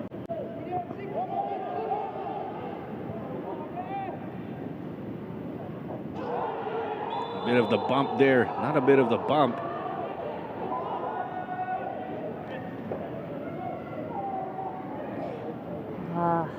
Another player on the ground. I think it might be Diano. Diano playing that right back position. That's why Noni Arboleda is forming up just in case. Yeah, we see a Kaya FC player in Arboleda. This is a tough balancing act, I will say, in the perspective of Kaya, given they have their AFC game already on Thursday. Because sabi nga natin kanina, or we did say earlier, you want to have that game rhythm, right? At the same time, you also want to be rested. So will we see some early subs maybe to rotate players, distribute fatigue, you could say, or balance things out? Yeah, player management is important, and you know, with a big game, an international game at that, in just 5 days, it's important to make sure that your players all are rested enough and Because also are ready. it's a balancing act. If you want to do well in the AFC competitions now, but remember, if you want to play in the AFC competitions next year, you have to win the league. Medyo mahirap yun. Absolutely. I'm sure that Kaya FC would want to score and secure goals first before making changes, but inevitably that's up to the coach. And we see here Kaya FC trying, just a little bit overplayed there by Melissa Shuto, ready for that run, but a bit too sharp. There were those triangles, promising build-up. And then you could see the disbelief in himself when he referred to Jan Melisa because he was not able to get it to Shuto Komaki. He expected better from himself when he referred to the captain. Here's the ball. Oh! Floats in! That's the opening goal here. In 5 minutes like that, Kaya FC get it. The defending champs officially take the driver's seat because they have the goal or a goal to show for it. What an awesome piece of play there. A team effort, I would say, where the Kaya FC shifted the ball from the left and then a running defender, Indiano, I believe, to chip the ball to the back, and Ott being on the other side of that. Shiraoka needed to stretch his hands out and do his best to stop that ball, but really well placed, well intended header from my God. You could just see that ball floating in the air and looping. Piece of quality there, Colaro. Let's remember, tandaan nga natin, my God, not one of the tallest guys out there. Made up for it with his timing and his jumping ability. And also that he was a free man. Walang nakamark sa kanya. Kaya yun yung quickly Aguilas has to learn from. Just like that, Kaya wanted to pounce again. Yeah, build on the momentum as we say. Lalo na pag nakascore ka, may high ka eh. Na, okay, score tayo ulit. Let's score again. But of course, Aguilas not wanting to do that and trying their best to have an opportunity themselves. That's why there was a counter-attack that was stopped. Cart couldn't get to it. Diano sent it to the side to delay the attack, but the ball still in the danger area.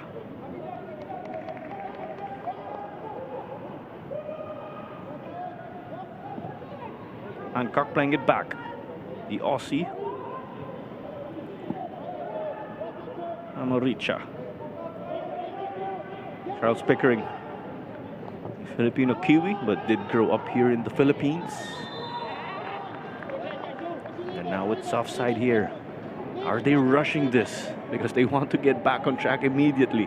Yeah, I think there's a little bit of impatience there from the striker in Quam, where he is making those forward runs, but at the same time, he is up against experienced defenders in Yamazaki and Casambres, so he would need to time those runs better. Kasi kung hindi, ma-offside siya. And multiple times, he has been caught offside. So quickly, I feel he needs to balance that intent of wanting to attack, but also being smart and holding his run just a tad more.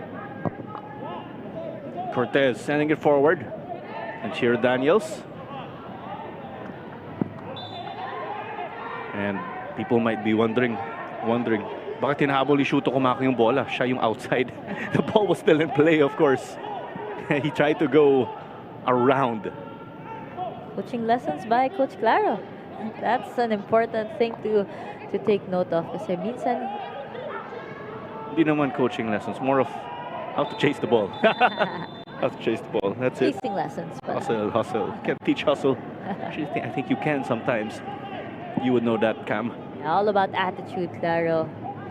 And a lot shown here tonight. I mean, just less than 10 minutes and we already have Kaya FC on the front foot for this game. And as we said earlier, parang commentator's blessing. Sabi ko, sino kayang mauuna? Baka siya yung makakaroon ng momentum. It's off of Daniels. Hancock trying to take control of the game. Zambrano. Behind that attack, of course, you need stability in the midfield. And that's what Brandon Zambrano has brought here to Kaya, the team in yellow. Pickering cleared it. Collision. No interest there from Militon Pelayo. Amita now. You see that sense of urgency. Challenge from behind, Eric Esso. Just read that well. Esso with the power and the challenge, but a foul just committed right now. Let's remember, this goal tonight is the 13th goal of Kaya this season, given they beat Army 12-0 last time around. Yeah, they would be keen to attack, get those goals, secure this win possibly as early as possible. Tandaan nga natin, may mga laro tayo bukas dito sa Rizal Memorial Stadium. Valenzuela PB Menjola versus Army FC. And there will be Stallion Laguna and Manila Tigre squaring off.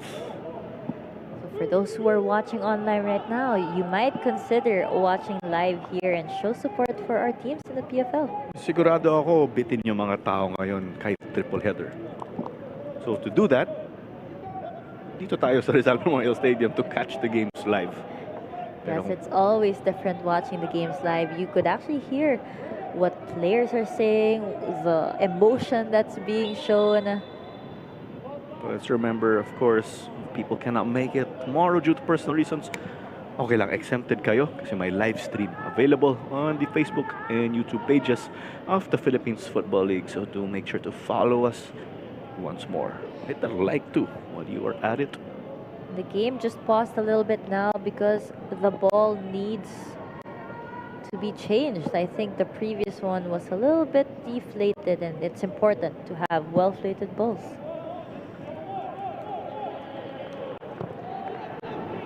There you go. Status quo. Play carried on from where we stopped. That was a drop ball.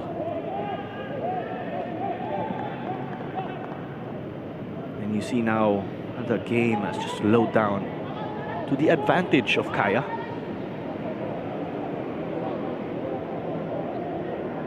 Things getting busy in the corner. It's mission accomplished for Hancock and the defense of Aguilas. I'd like to think Mike Ott came close to winning them a corner kick.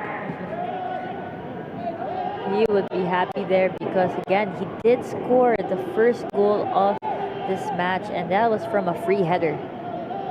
And usually when you have corner kicks, you could utilize those moments too. It's given away here. An unideal area because it's in the midfield, and it led to that. The yellow is out for Meliton Pelayo. And it goes to Charles Pickering. A painful collision now as Shuto Komaki on the ground clutching his foot. And there was clear contact there, Claro. So let's see this again.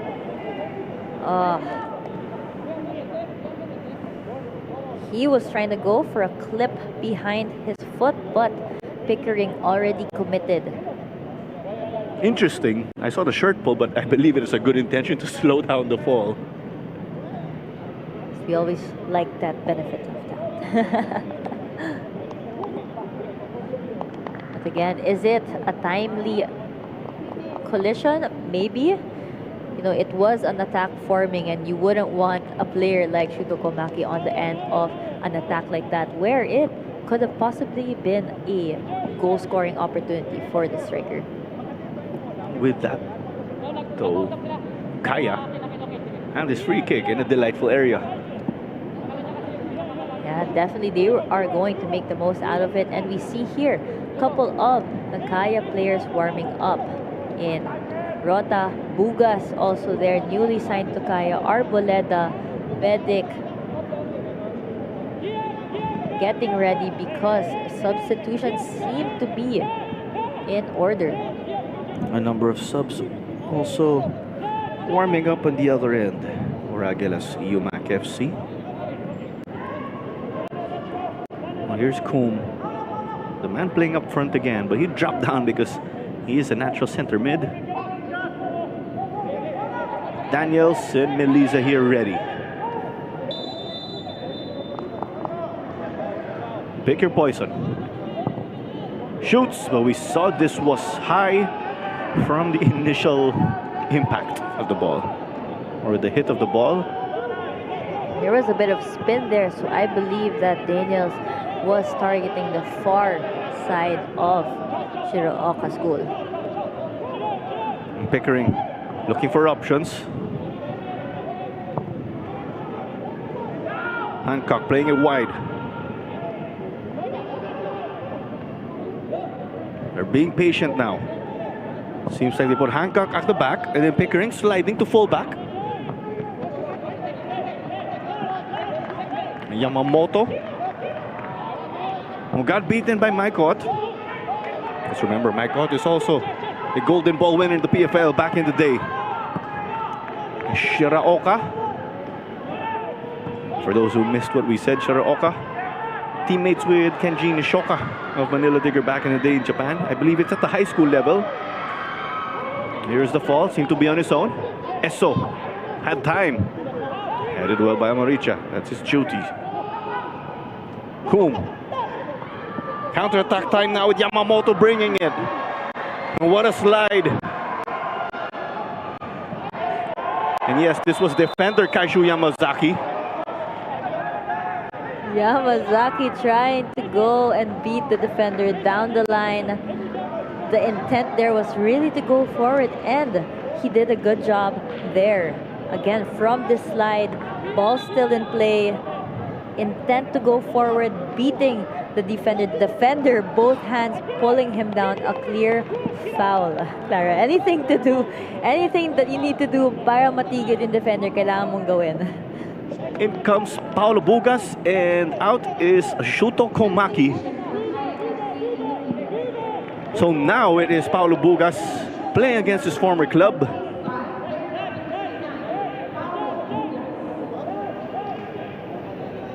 And sasabihin ko lang, Yamazaki after the fall went up to Palpalato. I'm not sure kung galit siya bigla.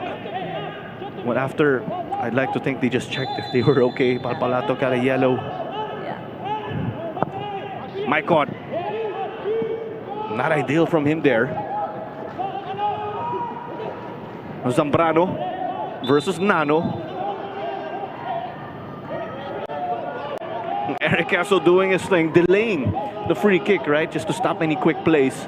Yes, that was a smart move by Esso, because kung wala siya doon, baka makapag-quick attack ang Aguilas Umak FC. But because he was there, it forced to slow down that would have otherwise been a fast moment.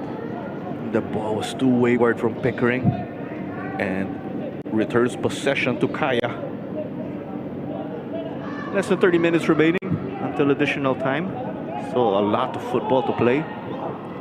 Curious to see Bugas in action. He is on the left wing, and he is a player that's been tricky. Also a product of the FEU program. And we see that the Aguilas bench is furious because they felt that play was not offside. But our linesman here said it was offside.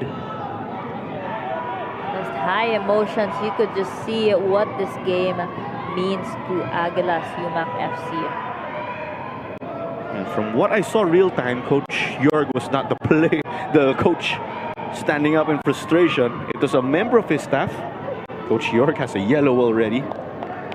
He is aware of that, of course, and is being careful. We see here just the support that the Aguilas Umak community has for the team, and they would be watching how their team would be. Richard Talarok enters.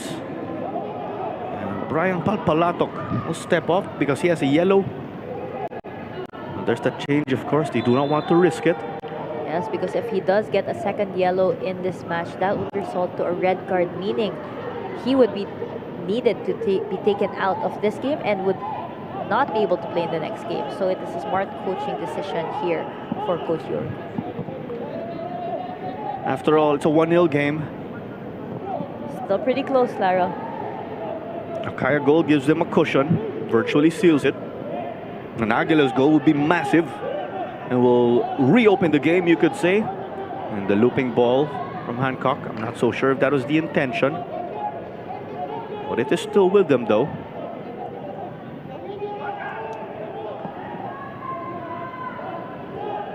Interesting. Off-camera, Shiraoka is well out of his goalkeeper box and is in the midfield. Yeah. Here's the cross. Nobody to meet it, though.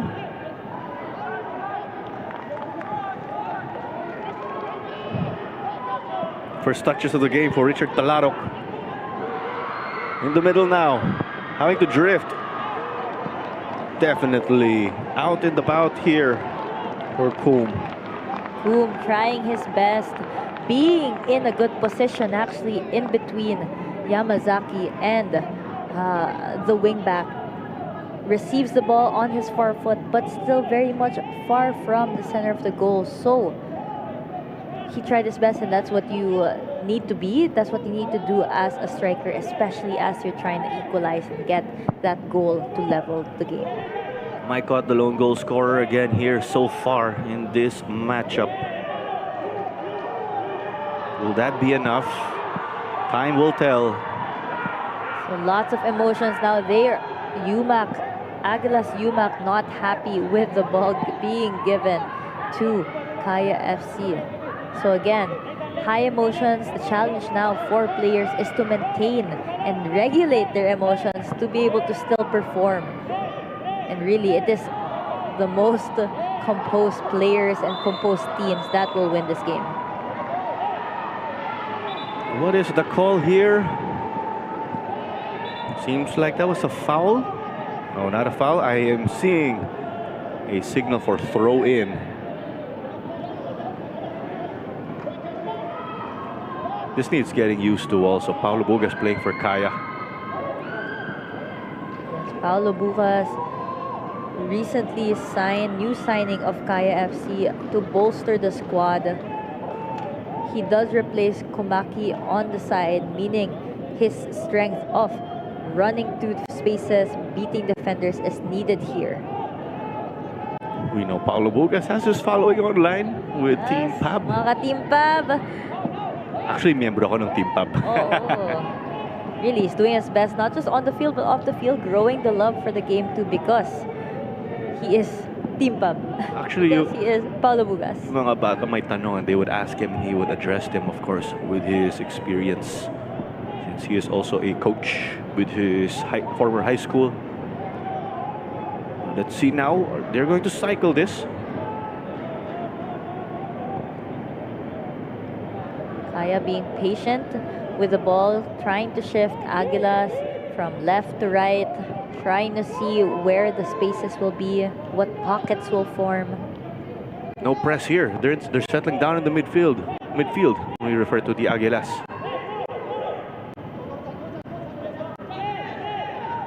Daniels was going wide to give that option. As a result, Bugas went in. Sambre. Kaya trying, doing their best to shift, trying to catch vulnerabilities that may open up from Aguilas Umak. Other than Kaya's AFC game next week, let's remember the men's national football team will play 2 games against Timor-Leste as part of the qualifiers for the Asian Cup in the men's football competitions. And in December, the Southeast Asian Games, the Filipinas and the U22 men's national team will get to compete. And to add, of course, we have our first ever FIFA Futsal World Cup happening here, November 21 to December 7. Our Philippine futsal national team competing with and against the best in the world. So everyone, lots of football action coming up.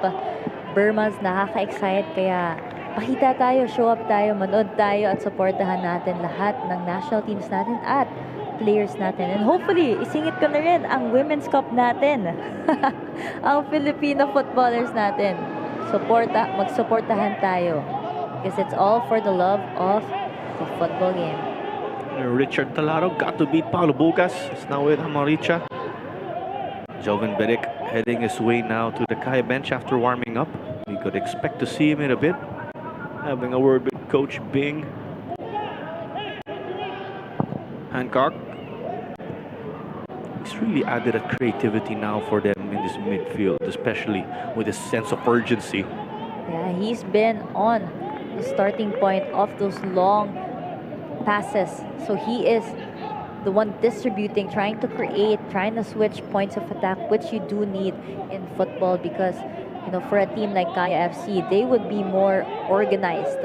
And that would mean to work, Aguilas would need to work a little bit harder to shift and find those vulnerabilities and pockets within Kaya's formation. And I just wanted to go back with the Women's Futsal World Cup. There is actually a draw. It's on Monday. Malapit na. Yes, so in the same pot as the world champions and the world number 2, 3, 4 is Philippines, and up against in the other pots of the other competing teams. And we have the likes of countries from Southeast Asia, South America, Europe. Really so exciting time for football in the country. Maricha. And with that also, let's remember Stallion Laguna. After their successful campaign in the Women's Champions League preliminary stage, they are going to play now in the group stage proper. Bali nag-advance sila. Yes. Talaga, daming football. So if you're not, or you're just catching the tail end of this match, there's still so much more. Meron pa bukas, meron pa next week. And Burmans really is loaded with football action. So keep supporting our players and let's keep growing this game. Now the physicality has come. I think it has died down a little bit. I think earlier in this half, there were lots of high emotions, which is natural, especially after leading. I saw the pull of the shirt from Kaishu Yamazaki. You see the intent to attack. They're putting Nawala Maricha, who's a center back, sa attack. Yes, football is a numbers game that you'd want as many advantages as you'd want. So again, we talk about versatility in players. So we see him there being in opportunities for attack, but just this moment, foul committed against number 5, Amaricia. Not too many free kicks, come to think of it, for the Aguilas. They did get a corner earlier. This is also a pretty good spot, relatively closer to the goal compared to all the other free kicks this match. Is it going to be a delivery or a shot? We'll let the players answer it. Here's a run on the far side, interesting, or the near side. Still not out of the clear. And then it's a corner. The pressure stays on. That numbers game that you were talking about is paving way to these chances for Aguilas Umak FC. Let's remember at the start in the first half, they did have an opportunity on goal, Aguilas Umak, where it was Bongolan who was on the end of that corner kick. So let's see what opportunities and attacks they come up with. Here comes the corner, going for the back post. Both sides saying it is our ball. Pag ganun, kininabahan na. We're aware, of course, players are trying to get to the head of the referee. But it's a corner kick, but this time on the other side. The pressure mounts bit by bit. It's similar to the first half. They're going with their designated corner kick taker.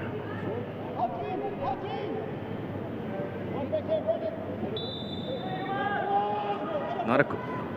Oh, there you go. Now it's an out swinger. It's inside. The shot! It is wide though. A great opportunity there by Aguilas Umak FC by number 4, Talarok. Again, Richard Talarok having that opportunity from this free kick, corner kick rather. A one-time shot to the goal, just far off the goal, but I would be happy if I was Coach York because these are sort of signal bells to the Kaya FC defense na hindi pa tapos yung laban, 1-0 pa lang, and like what you said earlier, a goal for Aguilas Umak could really spell the difference for how this match will turn out. Actually, parang na-stress ako kasi nakita ko si Coach York hands on his head but it didn't go in.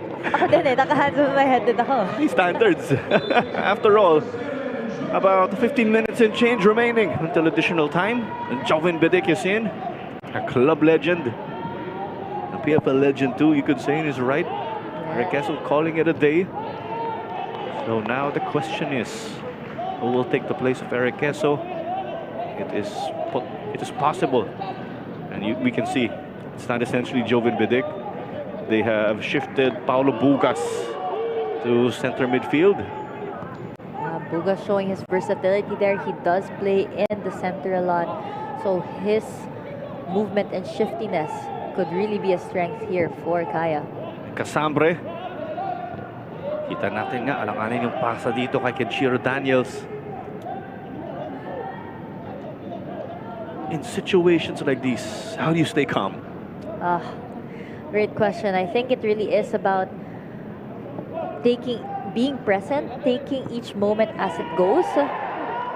On the technical side, scanning, it always helps to know what your surroundings are, especially if you're the one who is more or less going to have the ball kasi ma-feel mo yun as a player. Veteran moves from Jovin Bedic. Eventually winning a free kick for Kaya, and this is still a pretty good opportunity for them. Free kick on the left side of the pitch. You could see the Kaya FC players lining up on the opposite side, so I can imagine a looping ball right behind the defense of Aguilas Umak. It'll be from the left. Melissa often delivers when it's big. Flag is up on the other end though, as it was cleared off by Jab Bongolan. That was good delivery by Melissa. Again, a looping ball with weight. That's the kind of ball that you would want to be on the other end of. Just a little bit unfortunate it was called offside, but you know, this is a good moment to build on for Kaya. Amita thought about it.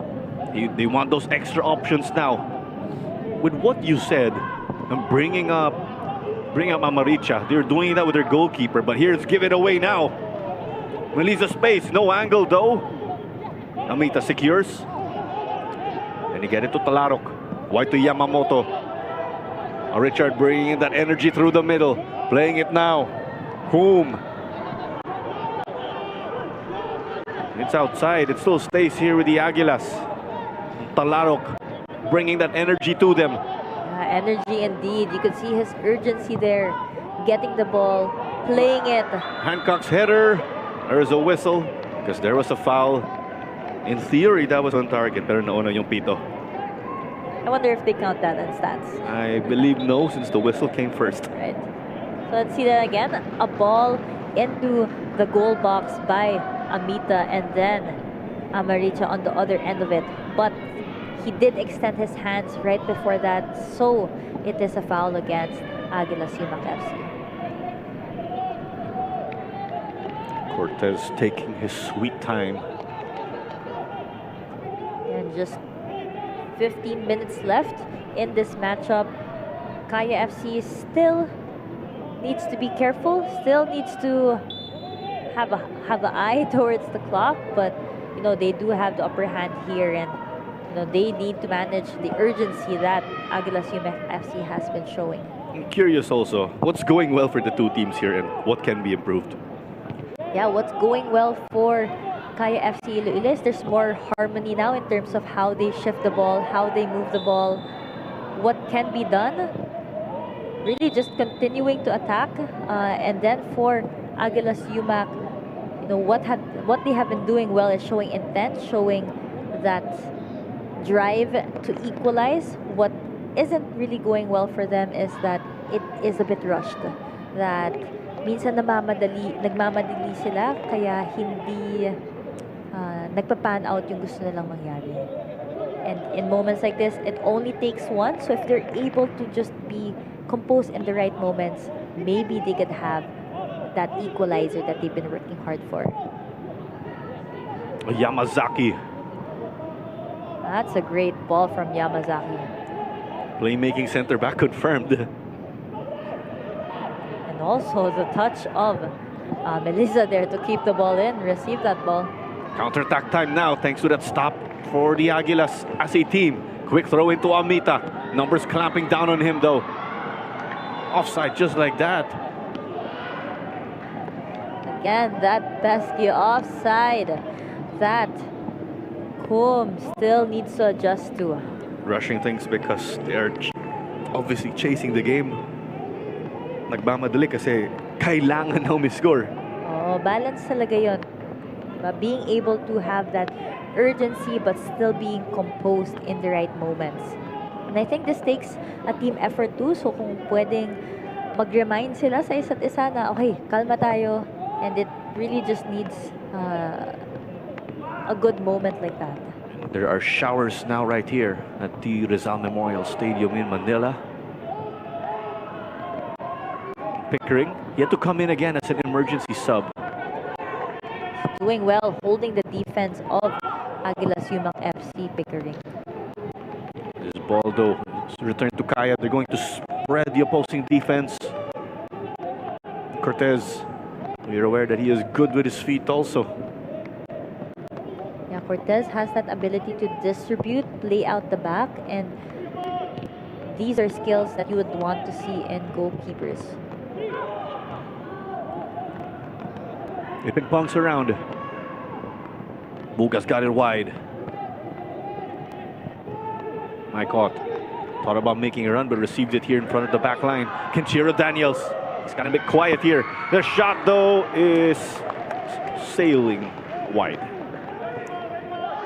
Kenshiro Daniels trying, working very hard to get into that position. His teammate Mike Ott being in that pocket to be able to give the ball to Daniels. Again, it is a good shot, just a bit far on top of the goal, but you know, he backed himself in that moment, and I think he should be proud of that. Amaricha now storming as a center back. What's the call here? Kaya throw in, so it is off an Aguilas player.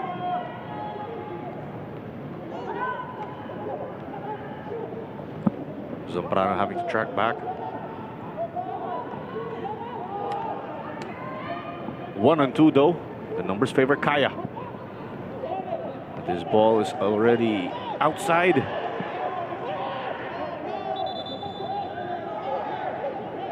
We see some words being exchanged, some decisions being questioned. But the final call here is that it is a goal kick, and we see Cortez handling the ball. Is it that slow burn here for the Aguilas trying to catch up, but will come out unsuccessful? Or is it going to be, you say, a Kaya masterclass? Well, let's recall again, Kaya only won the title by a point. Manila Digger were just below them in the standings. Richard Talarok. That's a good decision made by Talarok. He had an opportunity in front, thought about it, but decided the best solution, which was to find his teammate there on the side trailing up. So Bongolan could not get past the defense. And there's the eventual whistle. Paulo Bugas a bit that shrug, showing he wasn't happy with the physicality there. That's why it's a foul that will go his favor. This is the third game again dito po sa ating triple header. The first game, Maharlika did defeat Tuloy 3-2. The second game was a close one. Taguig taking that result over Cebu.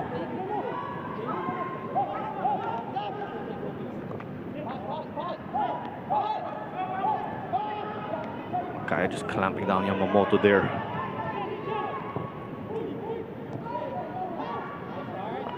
As we're seeing a little bit more possession and possession to attack by Aguilas Umak FC, trying to shift Kaya. Lots of yellow shirts behind the ball there. Here's his ball though. Cortez read it well. And just to recap or wrap up the results from earlier, right? A 2-1 win for Taguig over Cebu. And then it's this one now. Mycott again, the lone goal scorer. It was a looping header that allowed him to take a 1-0 lead about 6 minutes into the second half. After that, it's been Kaya controlling. Aguilas trying to push things, of course. Things haven't gone their way. Tandaan nga natin bukas, we have our doubleheader dito po sa Rizal Memorial Stadium, the same venue. It is going to be Army and Valenzuela PB Mendiola. Those teams are out to bounce back after getting a tough opening day. then we will have Stallion Laguna and Manila Digger. That was a heated match actually for them last time around at the end of the season, more or less. Yeah, both of those teams are really known for their aggressiveness. So competing against each other, those are expected moments from both those teams. And what's interesting here is that every team really has a different style of play, and now we're learning what kind of play Aguilas Umak FC is showing. Again, they are a new team here. It's their first game in the league. And so far, they look to be a team that quickly switches the ball from right to left, that they pounce on counter-attack moments. They have some speedy players, some pace in their players, physicality too, and I think also the ability to distribute long-range balls. German style of play Coach Jorg brings in, and with Coach Yoshi there, that established Japanese system as we know. And you see that in Kaya FC style of play. They're keeping the ball, they are moving, supporting each other, making sure to really hold possession and be smart about how they play the ball. Both teams have put up, I'd like to say, not a clinic, but a nice convincing way on how they execute their respective styles. There's the Korean influence in the Maharlika team, right, with their coach. And another player down here, I think that is That's Joven Pedic. A collision there, I think, with a foot from one of the Aguilas Umak FC players. And some words being exchanged now. Let's see this again.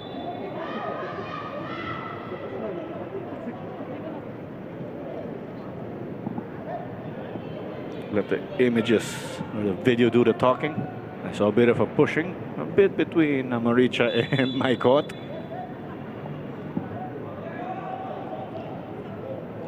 It's never easy seeing your teammate be on the receiving end of physicality, whether that be Kaya or Aguilas Umak. Bongolan will step off. In comes Diego Aspiras. And Aspiras, let's clarify or check if he'll be inserted to the center, and then who will fill in at fullback for Bongolan. Aspiras did have a stint with the youth national team, also played a bit in Spain for a while. Before that youth national team stint, he was with Manila Digger. And I believe he's not new to the PFL too. He's had some minutes with one of the teams before all of that action. And it's nice to see him back here.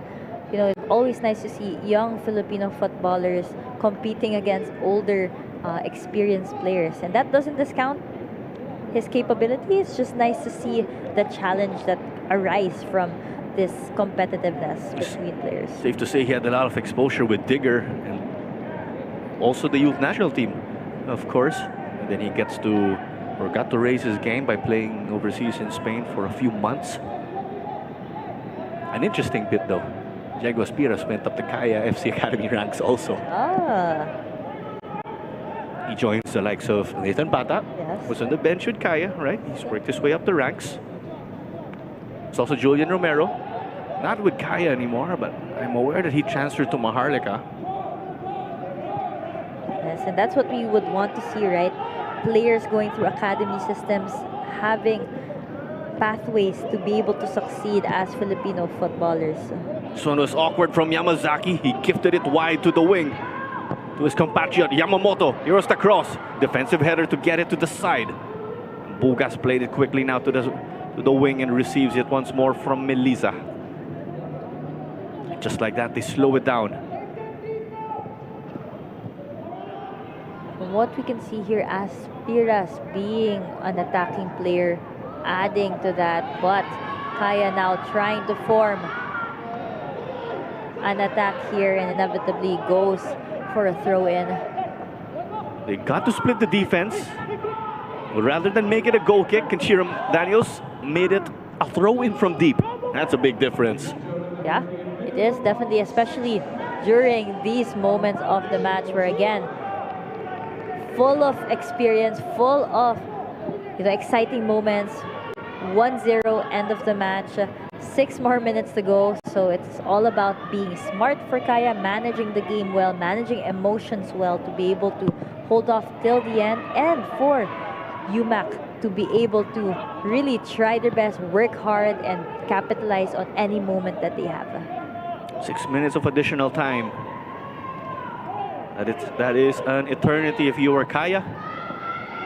They want to end this as soon as possible. If they're Aguilas, they want all the time in the world. But there was this shot. We saw it was wide here. And that was from Paolo Bugas. Shirooka wants to get this going immediately.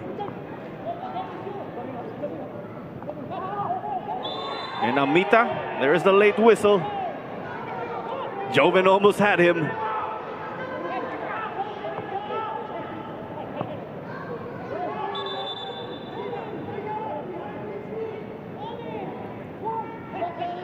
He resumed it too quickly there. They had to stop the ball, they had to stop that ball before playing the free kick.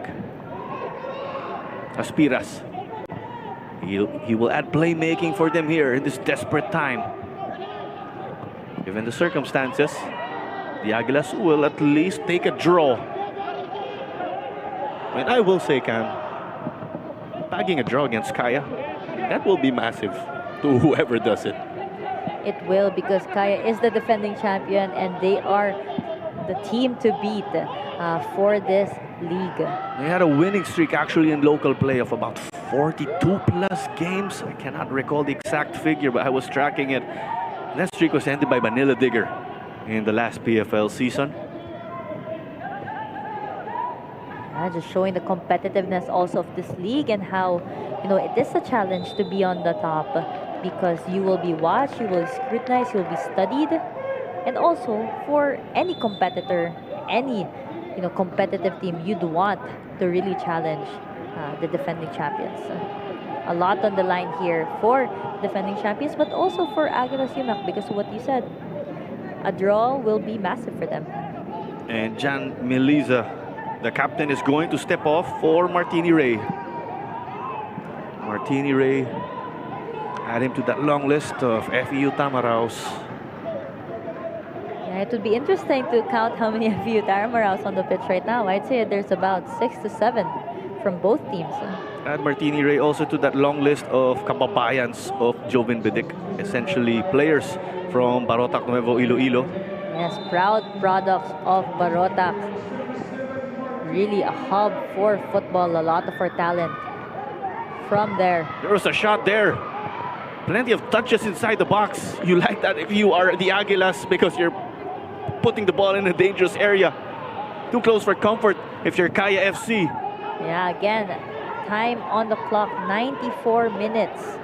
2 more minutes to go, and Aguilas FC just showing just the intent and a little bit of desperation to get that equalizer. Martini tried to get that one, but Aspira stayed solid. Long ball now. There's Hancock down. Richard got to shoot off of Mike on from the looks of it. Here was a fall. And that was enough to convince referee Meliton Pelayo. It's a free kick. That's a huge opportunity for Aguilas Umak FC. A free kick in the center, right outside the goalkeeping box. Again, let's see it here. Might have been the previous play. No, not. This was the one. This was the one. That might be it, where I guess just some physicality shown there by Zambrano. You see the anticipation, the uncertainty there. That's the Aguilas bench. Eagerly awaiting again. This might be their last chance on goal. The Aguilas Umak FC. best way to describe it, right? Kakapraning if you're either team. One defending, one desperate to score. Again, 1-0 lang. 1-0 lang. But Ito yung kagandahan talaga ng football. 1-0 lang, but what a fight here in the midfield, right? Both teams trying to outduel one another. Absolutely. And it is Yamamoto stepping up here. There is also Amita. Taken! We saw that was high already. That's gotta hurt. His body language doing the talking. Yamamoto has been the go-to person for all their set pieces. You know, he could kick with his right, with his left, and I understandably why he was given that opportunity to take that shot on goal at this moment of the game. Cortez also doing his part to control the game. Got it wide. Off the head of Kenshiro Daniels. That's why it is a throw in here. Pickering. Amita. They're playing with fire here. It's with Martini now! Home run. And you do not want that, of course, if you are Kaya. Martini Ray with a quality minutes. Really just 3 minutes in and has a great opportunity on goal. It did go wide, but you know, great nonetheless for him. Hancock across. His presence in the midfield has helped keep Aguilas in the game. Now it's onto the left. Yamamoto, he wants to make amends for that earlier. Well, a superb clearance there. And Aspira's getting clipped. Free kick again. I cannot remember. I'm speechless, Or, Clara. no, I was going to say I cannot remember the last time Kaya's defense has gotten stretched like this in the PFL. But my memory, of course, Manila Digger also pushed them. As Kaya last season drew Manila Digger and lost one game, but that draw was in the end of the season and was enough to pretty much hold on for the title. Aspira celebrating as if he scored. Yeah. It's half the job done, I'd like to think, when you win a free kick. Tas ganito kalapit. Definitely. Samita again. The captain. He did say he likes to lead by example. A perfect moment. Nano. Just absorbed by the wall, but also rattled around. That was the last kick of the game. Just like that. 1-0 for KFC, the defending champs, over the rebooted, retooled Aguilas Umak. I'd like to think they pushed the defending champions here. What a game on Mike Ott's header. Enough. As the score ends 1-0. I'm speechless, Cam. I am too. Thank you for taking the lead because, yes, Kaya FC was pushed till the end. And like what Coach York said, right? You could prepare, you could have a game plan, but nobody really knows what happens on game day. And in the last 6 minutes of the match, you could really see the momentum shift to Aguilas Umak FC. They were on the front foot, the urgency, the intent to just go for it and try and equalize was there. And I feel like that was what really pushed Kaya in those last minutes. So maybe a lesson for the team would be, how do we manage, especially when we're in the lead in those last 6 minutes, right? And really a great match, a show of action between both teams. Kaya showing their prowess, their strength, their ability to stay composed and be clinical in the right moment with Mike Ott. And these are really positives that they can take away for their upcoming match this Wednesday, but also in the coming games in the PFL. So lots to learn. Good to see quality minutes from different sets of players here for Kaya FC. And then for you, Aguilas Umak FC, that the positives here really is that drive, that laban till the end to show and compete, right? And could there be more work to be done, especially in marking? Just as this, we saw Mike Ott with the lone goal where he was unmarked, and that was from being stretched from the left side, ball shifted to the other side. So really, so much action. Top corner finish right there. Kudos to both teams, of course. And there was that shot also we saw earlier on the ground. Miggy Colorino would have been different maybe if he was able to continue the game, but highlights here to keep us company. That was the lone goal, but was action lacking after that lone goal? Absolutely no.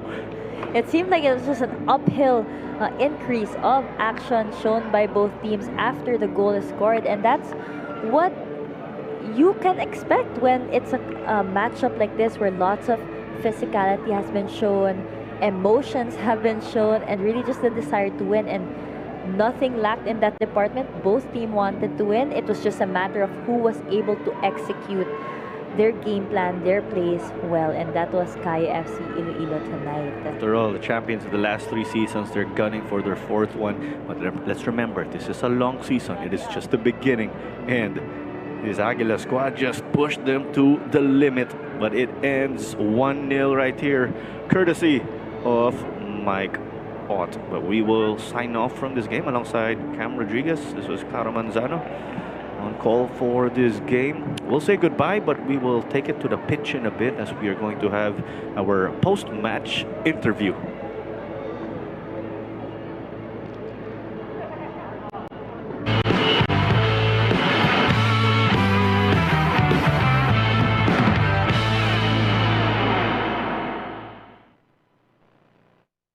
Hello, Mike. Hello. I have a few questions. What were some struggles you had during today's game? No, the team is good. Every opponent is tough. You need to respect every team, and we had a game plan. Today was not the best game of ours, but we have a lot to improve. But important, we got the 3 points. Thank you. Another question, and probably the last for now. Can you tell us a memorable moment from this game and walk us through your thoughts during that play? Oh, memorable! It's my header, of course. No, it's good to score and help the team, and yeah, that's what they did today, and I'm very happy for that. Okay, sorry. Thank you. Okay, perfect. Thank you, Mike.